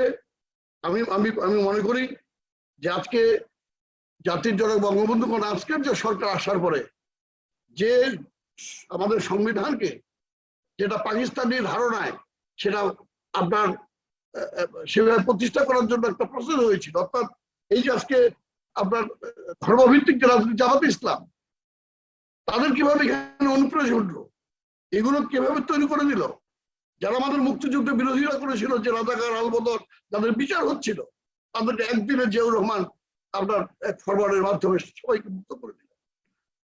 যারা খুনি ছিল, যাদের বিরুদ্ধে অপরাধ আপনার সুনির্দিষ্ট অপরাধ ছিল মুক্তিযুদ্ধের মধ্যে, এই কাজগুলি করার মধ্য দিয়ে, এবং আজকে আমি মনে করি যে একটা লিবারেল ডেমোক্রেসির যে প্রশ্নগুলি আসছে, আমাদের অবশ্যই আমরা সব দিক থেকে যে আমাদের এখন পর্যন্ত অর্জন আমরা করেছি, এটা দাবি করলে সঠিক হবে না। কিন্তু এর জন্য একটা দায়িত্বশীল বিরোধী দল, সেই বিরোধী দলের প্রয়োজন আছে। অথচ আমাদের দেশের যে বিরোধী দল, তারা কেবলমাত্র দায়িত্বের বেলায় তারা নেই। আজকে সন্ত্রাস এবং এই জঙ্গিবাদ থেকে শুরু করে যত সন্ত্রাসী কর্মকাণ্ড আছে, তার মদতদাতা হলো আমাদের বর্তমান প্রধান বিরোধী দল। কাজে আজকে মুক্তিযুদ্ধ বিরোধী শক্তি এখন পর্যন্ত মুক্তিযুদ্ধের মধ্য দিয়ে যে অর্জনগুলি, এই অর্জনগুলিকে স্বীকার, যেগুলো মীমাংসিত মুক্তিযুদ্ধের মধ্য দিয়ে, সেই মীমাংসিত বিষয়গুলো আজকে অনেকেই সেগুলো গ্রহণ করছে না। আজকে তারা বিশ্বাস করছে না। আজকে আমাদের মুক্তিযুদ্ধ নিয়েই আজকে বিতর্ক তৈরি করা হয়েছে। এই যে বলছে যে জিয়াউর রহমান ঘোষণার মধ্য দিয়েই আপনার প্রথম ঘোষণা দিয়েছে, এটা যদি আমরা আমাদের মুক্তিযুদ্ধের ইতিহাস যদি পড়ে দেখি, ধীরে ধীরে ধীরে ধীরে ধীরে ধীরে সেই 69-এর আপনার আন্দোলন, 70-এর নির্বাচন, এবং একটা নির্বাচন, একটা প্রতিনিধিত্বশীল সরকার, সেটাকে অস্বীকার করবে কিভাবে? এটা যে কেউ বললে হবে। একটা নির্বাচিত, সেখানে আমাদের নির্বাচিত সরকার আছে, সেখানে বঙ্গবন্ধু নির্বাচিত প্রতিনিধি ছিলেন। একমাত্র এই ঘোষণা একমাত্র বঙ্গবন্ধু ছাড়া আর কারো দেওয়ার কোনো অধিকার ছিল না। অথচ আমরা বঙ্গবন্ধুর পাশাপাশি জিয়াউর রহমানকে সামনে এনে মুক্তিযুদ্ধের ঘোষক হিসাবে আমরা আরেকজনকে পাশাপাশি দাঁড় করিয়ে আমাদের মুক্তিযুদ্ধকে আমরা মূলত বিতর্কিত করার চেষ্টা করছি। কাজেই আজকে যদি আমি বলবো, এটুকুই শুধু আহ্বান থাকবে এবং আলোচনার মধ্য দিয়ে, সেটি হলো যে আমাদের যদি লিবারেল ডেমোক্রেসিকে যদি আমাদের শক্তিশালী করতে হয়, আমাদের প্রত্যেকেই স্ব স্ব জায়গার থেকে যে দায়িত্বগুলো, আমরা বুদ্ধিজীবী হই, সাংবাদিক হই, আমরা রাজনীতিবিদ হই, আমরা যে যেখানে আছি, আমরা যদি সত্যিকার ভাবে দায়িত্বশীল ভূমিকা পালন করি, তাহলেই আমার বিশ্বাস যে আমাদের যে লক্ষ্য নিয়ে আজকে যে আলোচনা, এই আলোচনা ফলপ্রসূ হবে, আমাদের দেশে সমৃদ্ধি আসবে, আপনার ডেমোক্রেটিক যে প্রসেস আরো শক্তিশালী হবে, আমাদের বিচার ব্যবস্থা শক্তিশালী হবে, আমাদের যে গণতান্ত্রিক অধিকারগুলোর কথা যেটা বলছি, যেগুলো আজকে বাধাগ্রস্ত হচ্ছে, এগুলি কোনো কিছুই আর এই অভিযোগগুলি থাকবে না। আমি সর্বশেষে শুধু এটুকু বলবো যে আজকে দেশ সামনের দিকে কিন্তু অনেক দূরে এগিয়ে গেছে, অর্থনৈতিকভাবে এগিয়ে গেছে, আমাদের অর্জন আছে। এই অর্জনের বিষয়গুলো অবশ্যই আমাদের আলোচনায় নিয়ে আসতে হবে। যে আলোচনাগুলো আজকে আমরা এখানে নিয়ে এসেছি, সেটি হলো আমাদের নেগেটিভ যে সাইডটি, সেটি আমরা নিয়ে এসেছি। কিন্তু আমি আলোচকদের দৃষ্টি আকর্ষণ করব, যাতে এই বর্তমান অবস্থায়ও এই লিবারেল ডেমোক্রেসির যে আলোচনা, এই আলোচনার মধ্য দিয়ে আমাদের সরকার কিংবা দেশের যে অগ্রগতি এবং যে উন্নয়ন, সেই বিষয়গুলোকে যদি আমরা পাশাপাশি নিয়ে আসতে পারি, তাহলে সত্যিকার ভাবে আমাদের কোথায় আমাদের ঘাটতি, কোন জায়গায় আমাদের ঘাটতি, সেই ঘাটতিগুলোকে আমরা চিহ্নিত করতে পারবো, এবং আমরা সঠিকভাবে আমরা দেশকে একটি গণতান্ত্রিক ব্যবস্থার মধ্য দিয়ে আমরা এগিয়ে নিতে পারবো। এই কথা বলে আমি আমার বক্তব্য শেষ করছি। আপনাদের সবাইকে ধন্যবাদ। ধন্যবাদ মাননীয় মন্ত্রী। আপনি যদি অনুমতি দেন, তাহলে একটু আমি ইংরেজিতে সামারাইজ করে দিচ্ছি আপনার বক্তব্যটি। First of all, the Honorable Minister has highlighted the historical genesis of Bangladesh's politics. And it has never been a smooth ride, rather this is a bumpy ride in which we have seen tragic events unfolding. We have seen that the whole democratic process were obstructed due to many reasons. So one of the reasons is the non-democratic forces coming into the electoral system, in the political system, which obstructed the growth of democratic institutions. The minister has also talked about the necessity to address the achievements of the government so that we can make a balance between the gaps and the needs, and the government can understand even better that despite the development, if there are the gaps and needs that is needed to be addressed. The minister has highlighted that the issues of self-censorship and the lack of growth in the development process or the political process, but also he would like to really think about terrorism too, which the paper has not addressed aptly. So therefore, his views on the terrorism politics nexus, terrorism anti-state politics nexus has to be discussed in public widely. He has mentioned that the spirit of 1971 is still unfinished, but we are moving towards that, for which we also appreciate the initiatives that the government has undertaken, and certainly moving towards the development goals laid in our visions for 2021, 2041. With that note, Honorable Minister, I would request the participants to raise their comments or perhaps to express their observation. And in that case, for the sake of time, I would not be able to allow more than 3 to 5 minutes at best. So I have 3 eminent speakers to convey their observations. The first is Nazma Akhtar, a very veteran politician, well known across the country. Then Professor Amina Mohsin, much revered, much wisdomful professor in international relations. I had the privilege of being taught by her. And then, of course, Abdul Majid, who is eminent civil servant and has significantly contributed to Bangladesh's financial regimes. Nazma Akhtar, with you. Starting with you. Nazma Appa? Unmute yourself, Nazma Appa. Okay, thank you. Good afternoon, every panel speakers or the think tank of our society. I want to thank the organizer who invite me in this one-line discussion, the future of liberal democracy in Bangladesh after COVID-19 pandemic. A special thanks, one of the main organizers, Mr. Jilur Rahman, and the moderator, Mr. Shahab Enam Khan. I want to thank the keynote speaker, Mr. Mamundar. I believe the father of the liberal democracy is the father of our nation, Bangabandhu Sheikh Mujibur Rahman.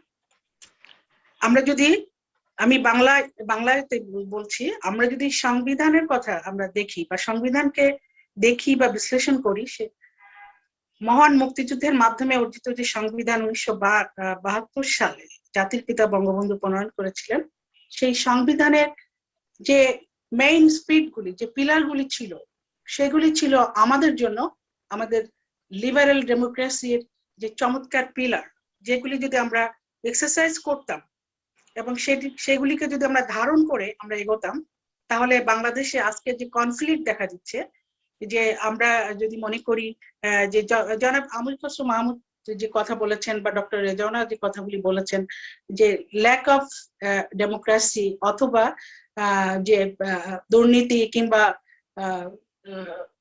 আইনের শাসনের কথা যেগুলি বলেছে, সেগুলি হয়তো আর বলার আমাদের কোনো সুযোগ থাকতো না।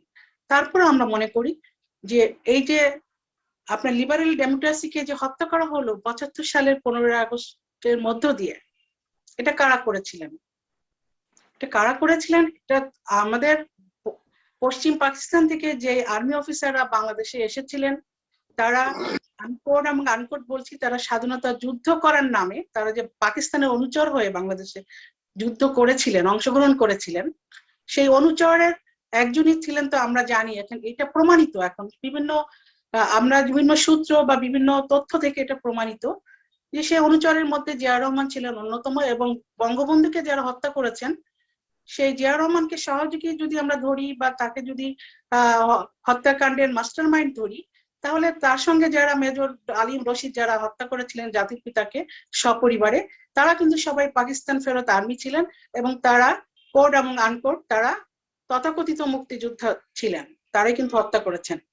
আমাদের মুক্তিযুদ্ধের মাধ্যমে অর্জিত যেই সংবিধানকে বঙ্গবন্ধু হত্যাকাণ্ডের মধ্য দিয়ে যে সংবিধানকে হত্যা করা হলো, সংবিধানের মৌলিক বিধানগুলি চেঞ্জ করা হলো, সেখানে ধর্মের বিষয়গুলি সংবিধানের মধ্যে সন্নিবেশিত করা হলো। আমি কি বলতে পারি যে মৌলবাদ এবং গণতন্ত্র একসঙ্গে চলতে পারে? আমরা তো সেটা বলতে পারি না। যেমন আমরা বলতে পারি না দুর্নীতি এবং গণতন্ত্র একসাথে চলতে পারে না। তো মৌলবাদের প্রবর্তক কে ছিলেন? বিএনপি হয়তো বলবে যে বহুদলীয় গণতন্ত্রের প্রবক্তা ছিলেন জিয়াউর রহমান। তাহলে মৌলবাদের রাজনীতির প্রবক্তা কে ছিলেন বাংলাদেশে? জিয়াউর রহমান ছিলেন। জিয়াউর রহমান মৌলবাদী রাজনীতি সকল পথ উনি উন্মুক্ত করেছিলেন, স্বাধীনতার বিরোধীকারীদেরকে উনি রাজনীতি করার সুযোগ করেছেন, এবং ওই সময়ে জামাত ইসলাম, নিজাম ইসলাম সহ যে সকল ধর্মীয় রাজনৈতিক দলগুলি যারা মুক্তিযুদ্ধে অংশগ্রহণ করেনি বরঞ্চ বিরোধিতা করেছে, আমাদের ৩০ লক্ষ মানুষকে শহীদ করার ক্ষেত্রে যারা সহযোগিতা করেছে, তাদেরকে জিয়াউর রহমান কিন্তু রাজনীতি করার সুযোগটা করে দিয়েছিলেন। পাশাপাশি উনি বাংলাদেশে যে পাকিস্তানি ভাবধারা রাজনীতি সেটা চালু করেছিলেন। সবচেয়ে অন্যায় করেছিলেন উনি, জাতির পিতা হত্যাকাণ্ডের বিচার করা যাবে না, এই যে সংসদের যে বিল উনি পাশ করেছিলেন। উনি তো জিয়াউর রহমান ছিলেন একজন সামরিক, তখন ছিলেন উনি সেনাপ্রধান এবং সরকারি কর্মকর্তা হিসাবে একটি দল গঠন করেছিলেন। পৃথিবীর গণতন্ত্রের কোন ইতিহাসে এটি আছে যে একজন সামরিক বাহিনীর প্রধান কিংবা একজন সরকারি কর্মকর্তা ওই পদে থাকা অবস্থায় তিনি দল গঠন করেছিলেন? প্রথমে জাগো পার্টি, পরে উনি বিএনপি ফর্ম করলেন ৭৮ সালে। এই যে দল গঠন করলেন, উনি কাদেরকে নিয়ে দল করেছিলেন? মোর্চা করেছিলেন। গণতন্ত্র বিকশিত হবে কিভাবে? আপনি 50 বছরের স্বাধীনতা সুবর্ণ জয়ন্তী আমরা পালন করছি, তার মধ্যে 30 বছরই তো ছিল এই যে বিভিন্ন সামরিক হস্তক্ষেপ, সামরিক শাসক বা অন্যান্য গণতন্ত্রের নামে সামরিক লেবাসদারি রাজনৈতিক দল, কিংবা আমাদের স্বাধীনতার মূল্যবোধের চেতনার পরিপন্থী যে রাজনৈতিক দল, সে বিএনপি জামাত, তারাই তো ক্ষমতায় ছিল 30 বছরের। আপনি যদি 50 বছরে 30 বছরই তো এরা ক্ষমতায় ছিল। তো সুতরাং এই 30 বছরের যে ল্যাক অফ ডেমোক্রেসি ছিল, যেখানে গণতন্ত্রের চর্চা ছিল না, বরঞ্চ পিছিয়ে দেওয়ার, রাষ্ট্রকে পিছিয়ে দেওয়ার যে অনৈতিক কর্মকাণ্ড চলেছিল, ইতিহাসকে বিকৃত করার যে অনৈতিক কর্মকাণ্ড তারা স্টাবলিশ করেছিলেন, সেইখান থেকে এবং সংবিধানের পরিবর্তন করে, যেখানে ধর্মের ভিত্তিতে সংবিধান রচিত তারা করেছিলেন, সংবিধান সংশোধন করে, সেইগুলি ফলে মানুষের মনোজগতে কিন্তু আমাদের মৌলবাদী চেতনার একটা পরিবর্তন কিন্তু মানুষের মনোজগতের মধ্যে ঢুকে গিয়েছিল। এই মনোজগৎ থেকে বেরিয়ে এসে গণতান্ত্রিক উপায়ে যারা রাষ্ট্র পরিচালনা করেন কিংবা নির্বাচন করেন, সেই গণতান্ত্রিক নির্বাচন প্রক্রিয়াকে সমর্থন করে সেখানে কাজ করার জন্য, গণতন্ত্রকে বিকশিত করার জন্য তারা কিন্তু কেউ ওইভাবে উদ্যোগী হননি। ক্ষমতায় যেতে চান, হ্যাঁ, নির্বাচন হচ্ছে সংবিধান সম্মত উপায়ে ক্ষমতা যাওয়ার একটা উপায়। সেই সংবিধান সম্মতভাবে ক্ষমতা যাওয়ার উপায়কে যারা মানেন না, সংবিধান মানেন না, তারা আবার বলেন গণতন্ত্র আনতে হবে, গণতন্ত্র দিতে হবে। এখন আমাকে গণতন্ত্র মানলে তো সংবিধান মানতে হবে, সংবিধান মানলে গণতান্ত্রিক উপায়ে যে সংবিধানের মধ্য থেকে যে নির্বাচন হয়, সেই নির্বাচনে অংশগ্রহণ করতে হবে, সেই নির্বাচনের যে পিলার গুলিকে স্ট্রং করতে হবে। একটি রাজনৈতিক দলের আভ্যন্তরীণ তো গণতন্ত্রের চর্চা থাকতে হবে। একটি রাজনৈতিক দল যখন ক্ষমতায় যায় তখন সংসদে গিয়ে তো সেই গণতান্ত্রিক মানে চর্চাটা অব্যাহত রাখতে হবে, সংসদীয় কমিটি গঠন করতে হবে, সংসদে উপস্থিত থাকতে হবে। তাহলে সেই ধারাবাহিকতাগুলি কি বিএনপি যখন ক্ষমতায় ছিল তারা তো পালন করেনি। তো সুতরাং তখন দেখা যায় তখনকার সংসদ নেতা, তখনকার প্রধানমন্ত্রী বেগম খালেদা জিয়া মাত্র 7% সময় সংসদে উপস্থিত ছিলেন। তো এই যে একজন সংসদ নেতা তার ক্ষমতার থাকাকালীন সময়ে যে উনি 7 কিংবা 8% সময় ক্ষমতায় থেকে, তাহলে উনি কিভাবে আপনি গণতন্ত্রের পথ বিকশিত করবেন কিংবা গণতান্ত্রিক চর্চাটা কিভাবে করবেন? যে রাজনৈতিক বলে গণতন্ত্রের দলের মধ্যে উনি সরকার পরিচালনা করবেন তখন নাই। আমার কথা হচ্ছে এখানে আমরা বলেছি বাকশালের উদাহরণ এসেছে। হ্যাঁ, এখন বিএনপি বলতে যাচ্ছে যে কোভিড-19 মোকাবেলা করার জন্য আসেন আমরা সবাই একত্রিত হই। এই কথা বলাতে দোষ নেই, কিন্তু একটা যুদ্ধবিধ্বস্ত দেশকে পুনর্গঠিত করার জন্য যখন বঙ্গবন্ধু সব দলকে, রাজনৈতিক দলকে একই প্ল্যাটফর্মে এনে একটি কর্মসূচি ঘোষণা করেছিলেন সাময়িক সময়ের জন্য, সেটির দোষ। সেটি হচ্ছে মানে আপনার ভুল ভ্রান্তি কিংবা আমাদেরকে কটাক্ষ করে বলা হয় Baksal.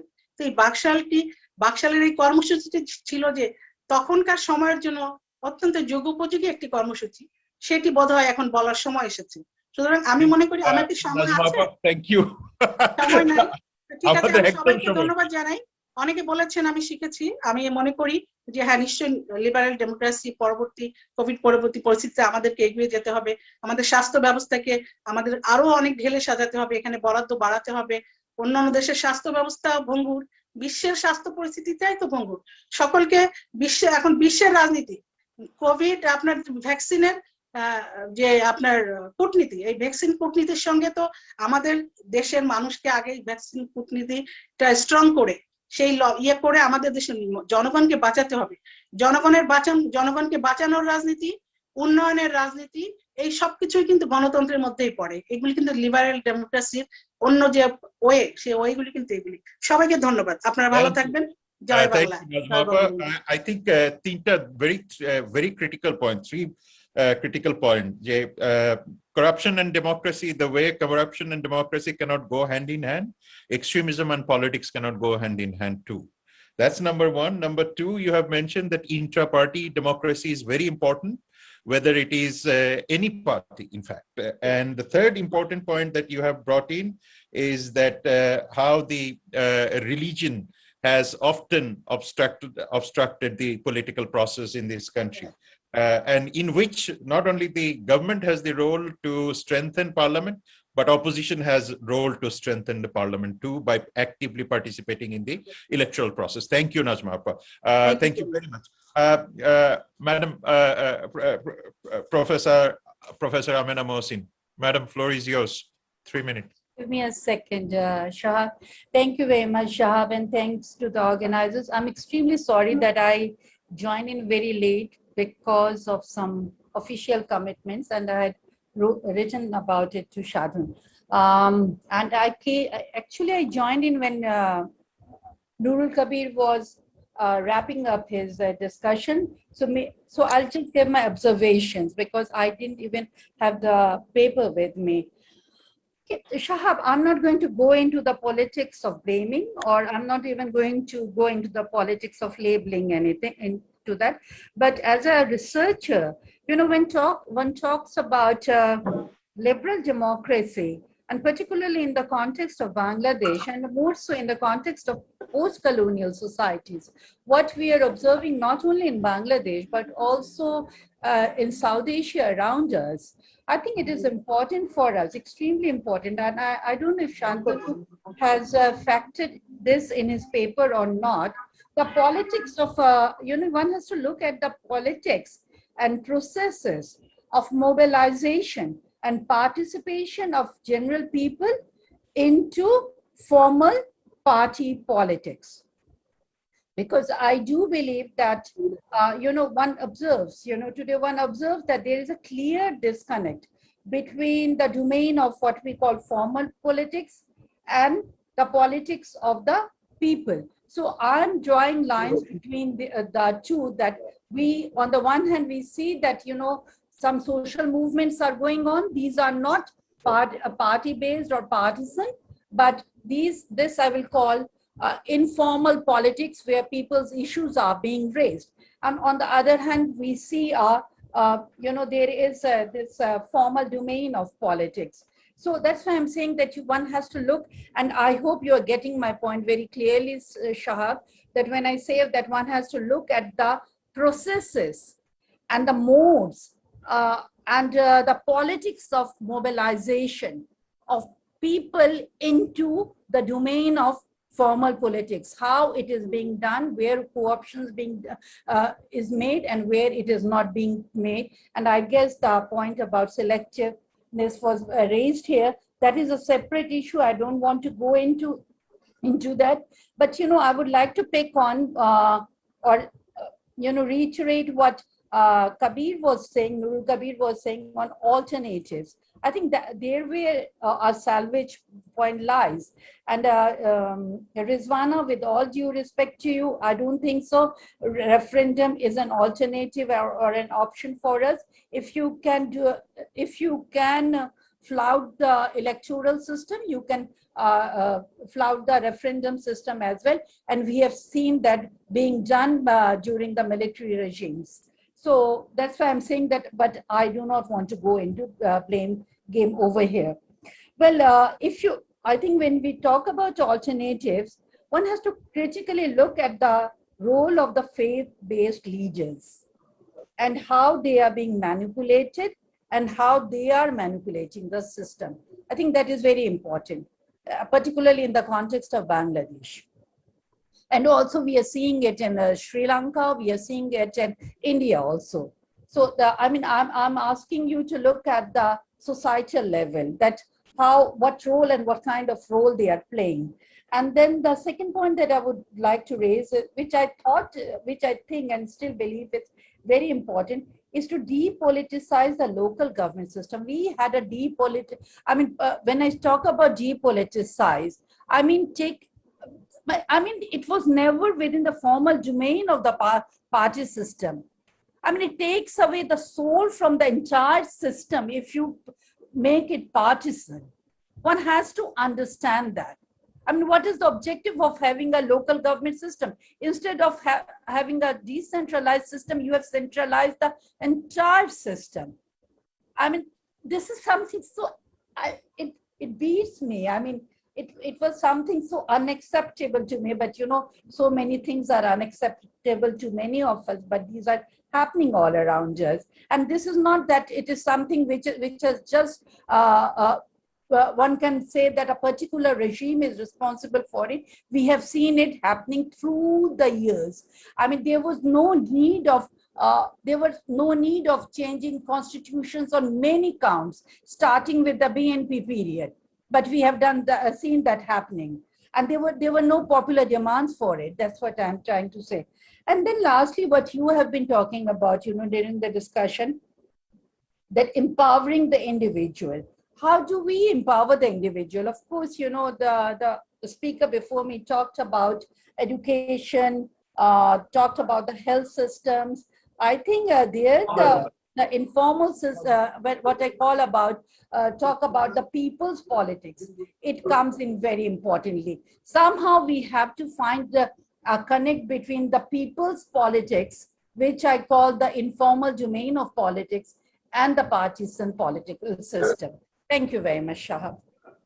Thank you, madam. I think it was very, very informative, and there's a lot of things to think about. I think the politics of blaming still remains as a major problem within the political discourse, particularly practical discourse. We do a lot of analysis of media content, and that certainly comes up. Post-colonial societies, of course, in which the politics and processes of mobilization are often disconnected, if I understand madam correctly. And that means the whole synergy of processes, participation, and mobilization has to be seen from a very integrated process.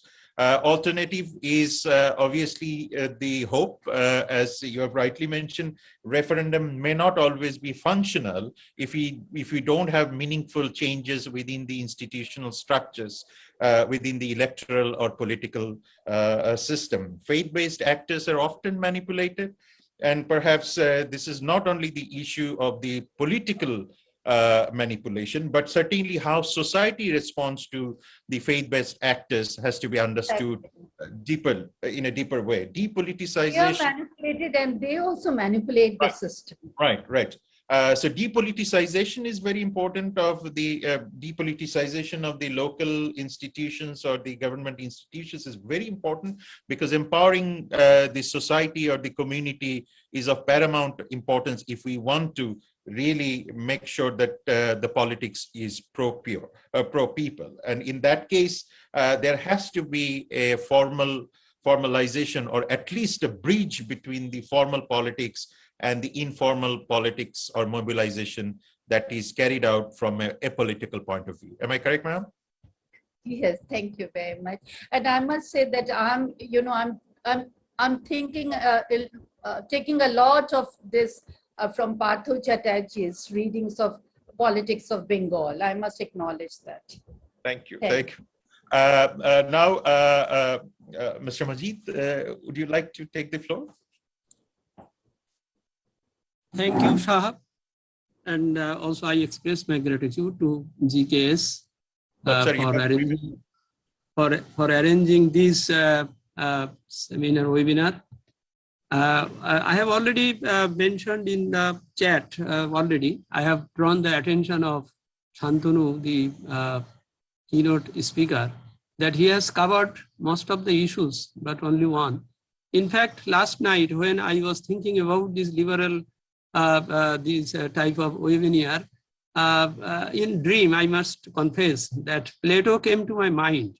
And when he was discussing with me about his dialogue on democracy and etc., then he mentioned that please don't raise so many questions in this type of time, and don't say anything directly, because it may create more problems. Only one thing he requested me to raise here, that he has pointed out that the government and the state, the difference that should be, they must be in two compartmentalized position, because the state will ensure the governance through its institutions. The institutions which are started with the word national, just National Board of Revenue, National NSI or something like this. And also those which are constitutional body, that is Public Service Commission, Election Commission, Comptroller and Auditor General, etc., etc. So these commissions, these national institutions, they must be compartmentalized. They must be, because these are the governance. They ensure the governance. So it belongs to the state. But Plato has mentioned last night, it is not me, and it is not be recorded for one government. It is for many governments, that the government has usurped the power and functions of state governance. So that's why, as Professor Nazneen was rightly pointed out, she was asking that why the tax GDP ratio is so low, why NBR is not in functioning properly, or whatever. So all these questions, answers are over there. That the national institutions, national commissions, state functionaries, they must remain compartmentalized and akin to the governance issues. If they can function well, then I think the governance issues, the liberal government issues, whatever we are coming, so that would be, yes, that's my point only. And I think there lies the reply of what Professor Nazneen was asking, why the other agencies like Election Commission or others, they are not making in a proper way that to establish the leadership. That's why Plato last quoted from the subtitle of the Washington Post, "The democracy is dying in darkness." He asked me to point it out. Thank you very much. Thank you, sir. Long live Plato for now. But if I summarize your point, I'm not too sure if I sound like a Platonic person, but certainly the darker side has emerged, in which there is a growing disfranchisement or disillusion regarding the state institutions sometimes. So I think you have rightly mentioned, sir, that structures and institutions should be separated, and government and the state are two different entities, two different structures. So we should be very careful about it. And government has the power and function to decide, but certainly this decision has to reflect public choice, and in which the national institutions have paramount role to play. Henceforth, the keeping the national institutions above controversy, if I use the layman term, is probably the best solution we can think about.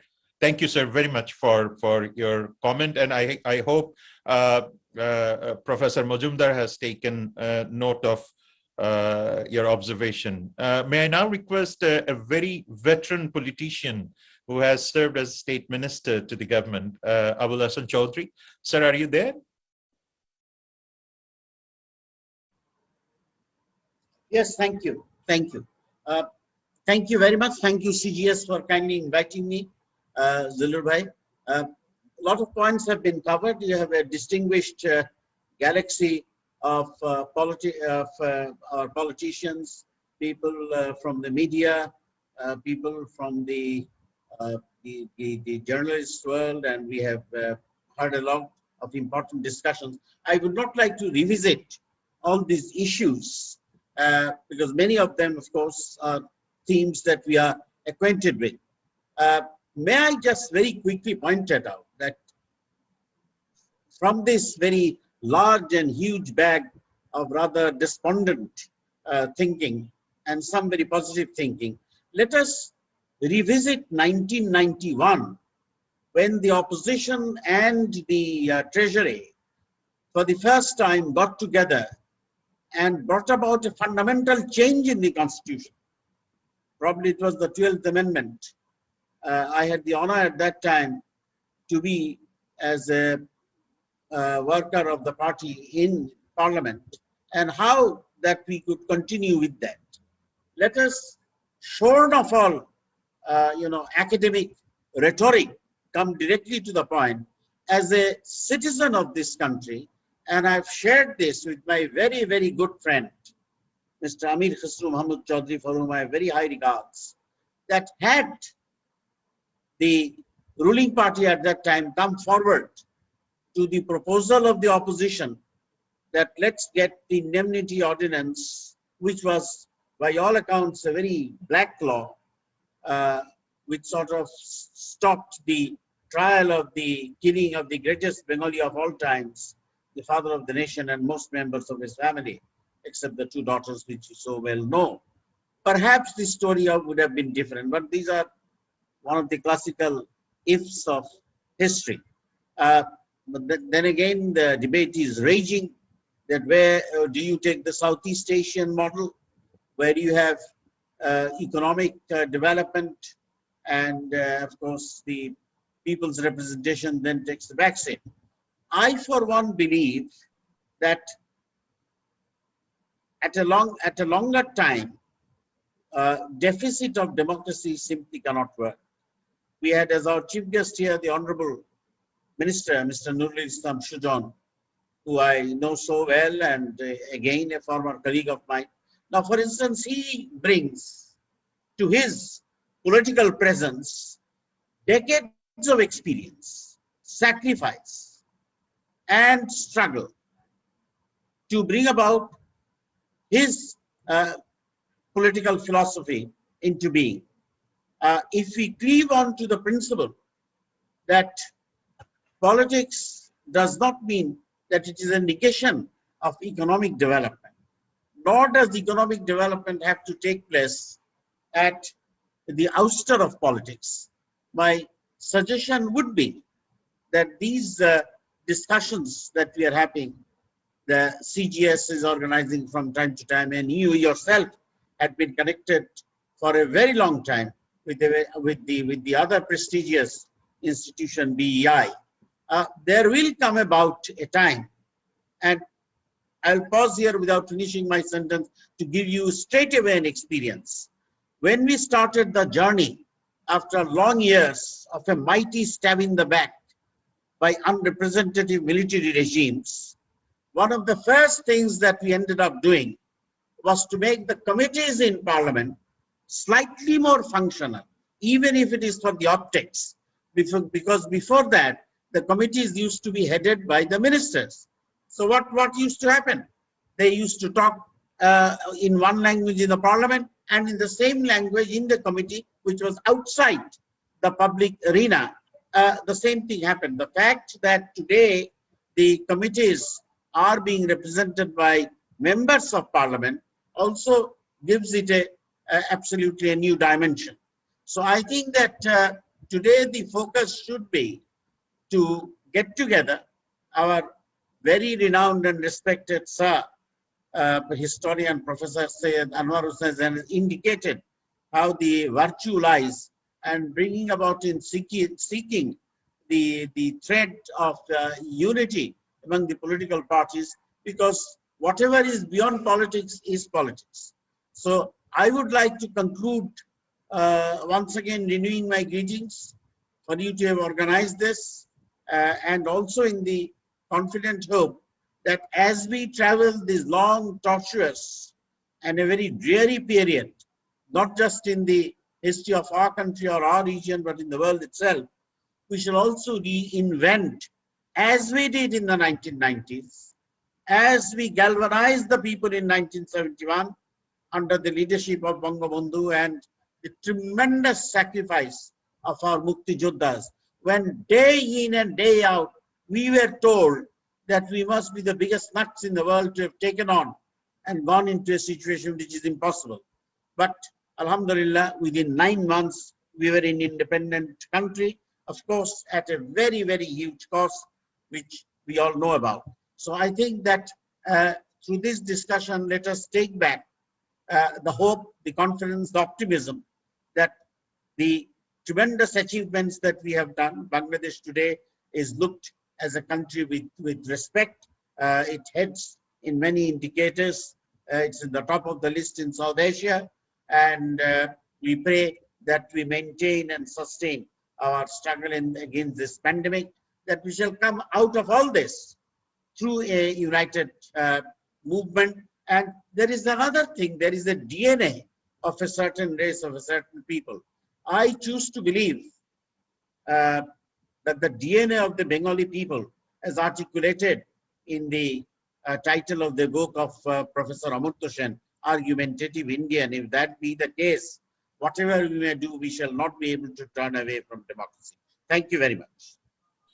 Thank you very much, sir. I think this is fascinating because deficit of democracy is something that we should be very concerned about, and we should debate this more frequently. And you have brought the very fundamental change in the functioning of the committees, making the MPs empowered to head the parliamentary standing committees. And I think this is a brilliant initiative that has been done over the past 1 decade. The Southeast Asian development model, Western development model, we should debate more, definitely, because we now have brilliant economists, political economists, and political scientists, veteran politicians willing to talk to each other more frequently. And this platform is one of the initiatives. Certainly, sir, 1991 is a benchmark in our history in which the indemnity ordinance and the trial of the father of the nation's killers was much needed. And had that been the case, probably the shape and the modalities of current politics would have changed by now. Thank you very much, sir. I do not wish to take any more time, nor shall I do it today. But I have direct experience, unimpeachable experience, how close we were to forging an unity when a sort of promise was given out to the then leader of the opposition, Sheikh Hasina, that the indemnity ordinance would be removed. Sadly, as a citizen, I do not take a partisan position. Had that been the case, we would have graduated to a very higher scale of democracy. Thank you very much. Much obliged. Thank you very much, sir. I have exactly 1 minute for Barrister Sarwar Hussain, if that would help, because we have to wrap up the program in next 5 minutes, in which I have to give Shantanu Majumdar to speak for 3 minutes. So I exactly have 1 or 1.5 minutes for your observation. Okay, thank you. Thank you very much, Honorable Chair and the moderator. You should allow me 1 minute more because like you, I am also a student of Amina Mohsin. And beside that, I was an army officer and now a practicing lawyer of Supreme Court. First of all, I like to add 2 points on Mr. Majumdar's keynote here. He said that the caretaker system is undemocratic. I totally disagree. You should understand that when in any democratic system, parliament dissolve, the caretaker system come in. That is basically a caretaker in nature. And when Bangladesh has introduced the caretaker system, there are many countries in the world has taken the same system. And how that has been resolved through the court system, we all know. And in his paper, he failed to bring that in any democratic system, the quality of the top leader matters. The quality of the top leader matters. And the top leader, the quality leader comes through the political process. Like in China, though it is a one-party system, but they can bring the best leader in their premiership, in their leadership. Now, in Bangladesh, over the period of time, we can see if it is not a failed state, it has become a dysfunctional state. And dysfunctional state comes when all systems are being weakened, if not destroyed. And to destroy a system, you put a weak person, a puppet person. That will be enough, including the education system. And in Bangladesh, in most of the system are run by the inefficient people. Now, another 2 points. In Bangladesh, why after 50 years of liberation, for every regime, there has to be a movement. When some leader says that the opposition does not understand how to make movement, that means they are orthodox and run hangover by the colonial type of politics. If it would have been a good democracy, the system would have been run. And over the period of times, we see all ruling party tends to violate the constitutional rights of the people. So why going to the power turn to be authoritarian? And we know what authoritarian can do, that we have seen in Belarus, a 27 years in power, 68 years old, capturing by sending the fighter jet to bring a 26-year boy. I have 20 seconds. So my point, okay, now just 1 minute. Now, you see Bangladesh, something like a feudal system has come. Now, all I want to suggest that to have a future liberal democracy, we need 2 things. Selecting of the leaders in the political party in a very democratic way, so that the good leaders can come. And election, people's choice through the election. Otherwise, I find there is no future of the liberal democracy in decades together. So the future is very bleak, but we should be hopeful. Thank you very much. The only crisis that Bangladesh suffers is the leadership crisis. Thank you very much.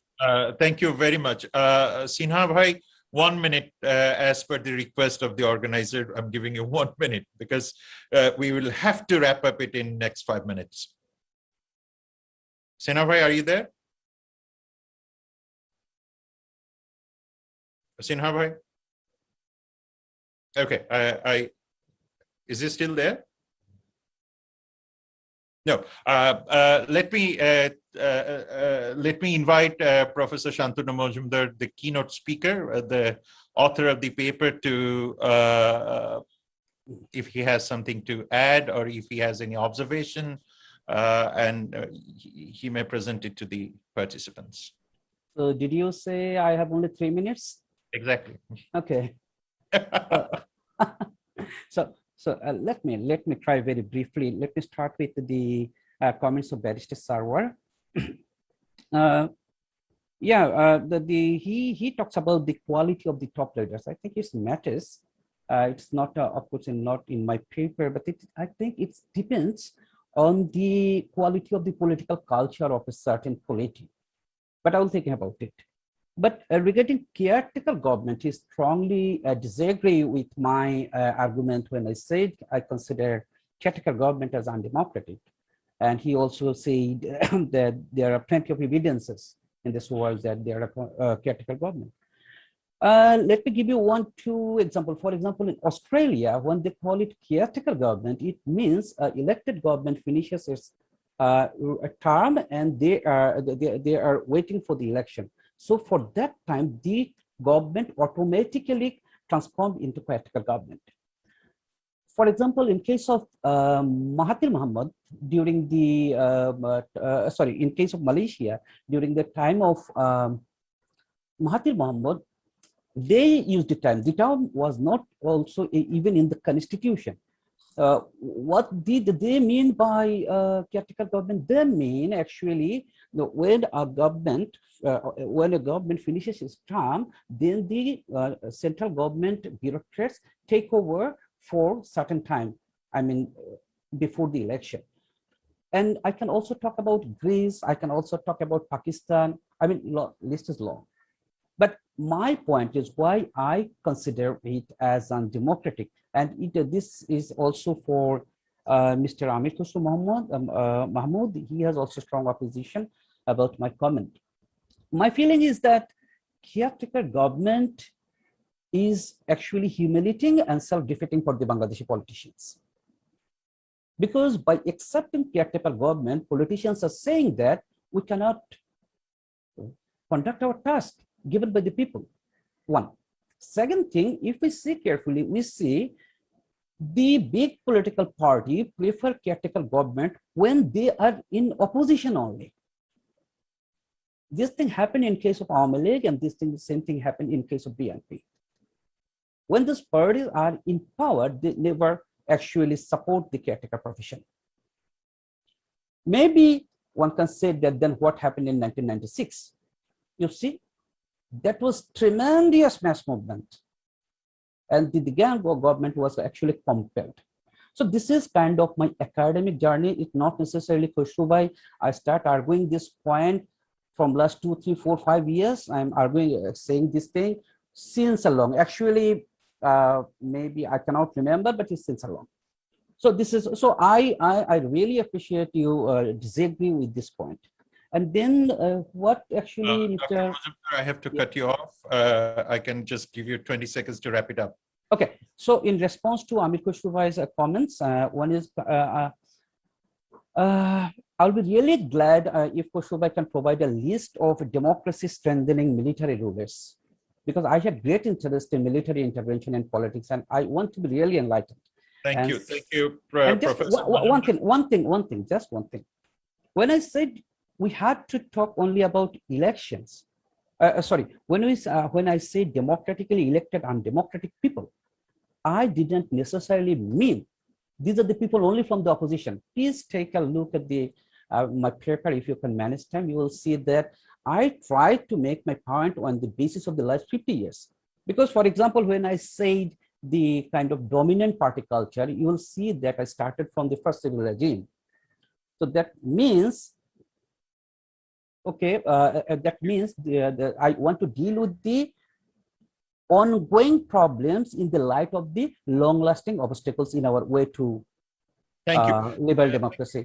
Thank you very much. Thank you very much. Professor Majumdar. You can start with George Washington, and I'll give you a long list after that. I leave it with Professor Majumdar and Mr. Mahmood that they can personally speak, and Zoom is very easy and convenient way of communication, and definitely that will make Professor Majumdar to satisfy his queries. Thank you very much. We don't really have enough time, and I can't thank more. All these speakers have been very kind. They have provided not information and knowledge, rather they have given us wisdom. Honorable Minister has brought out a very significant position of the government. Mr. Chaudhry has given us eye-opening thoughts. Dr. Nazneen has touched upon the electoral institutions and its linkages with economic governance. Advocate Hussain has brought out the rule of law. Mr. Kabir has always talked about the empowerment of the entities, and Professor Hussain has given us food for thought that how the democratic institutions can be improved and that would really reflect the spirit of 1971. With these notes, it is my responsibility to thank everyone, including CGS, for hosting this event. And we look forward to more events hosted by CGS in this nature, so that people can debate, eminent scholars like you, eminent politicians like you, eminent journalists like you can come together and guide the nation towards a better future. And as always, a student of international relations, I am always optimist, despite the dystopian realism across the world, because that's how the nations survive. Thank you very much, sir, for your patient presence and graceful presence, and the wisdom that you have shared to all the concerns. Thank you very much.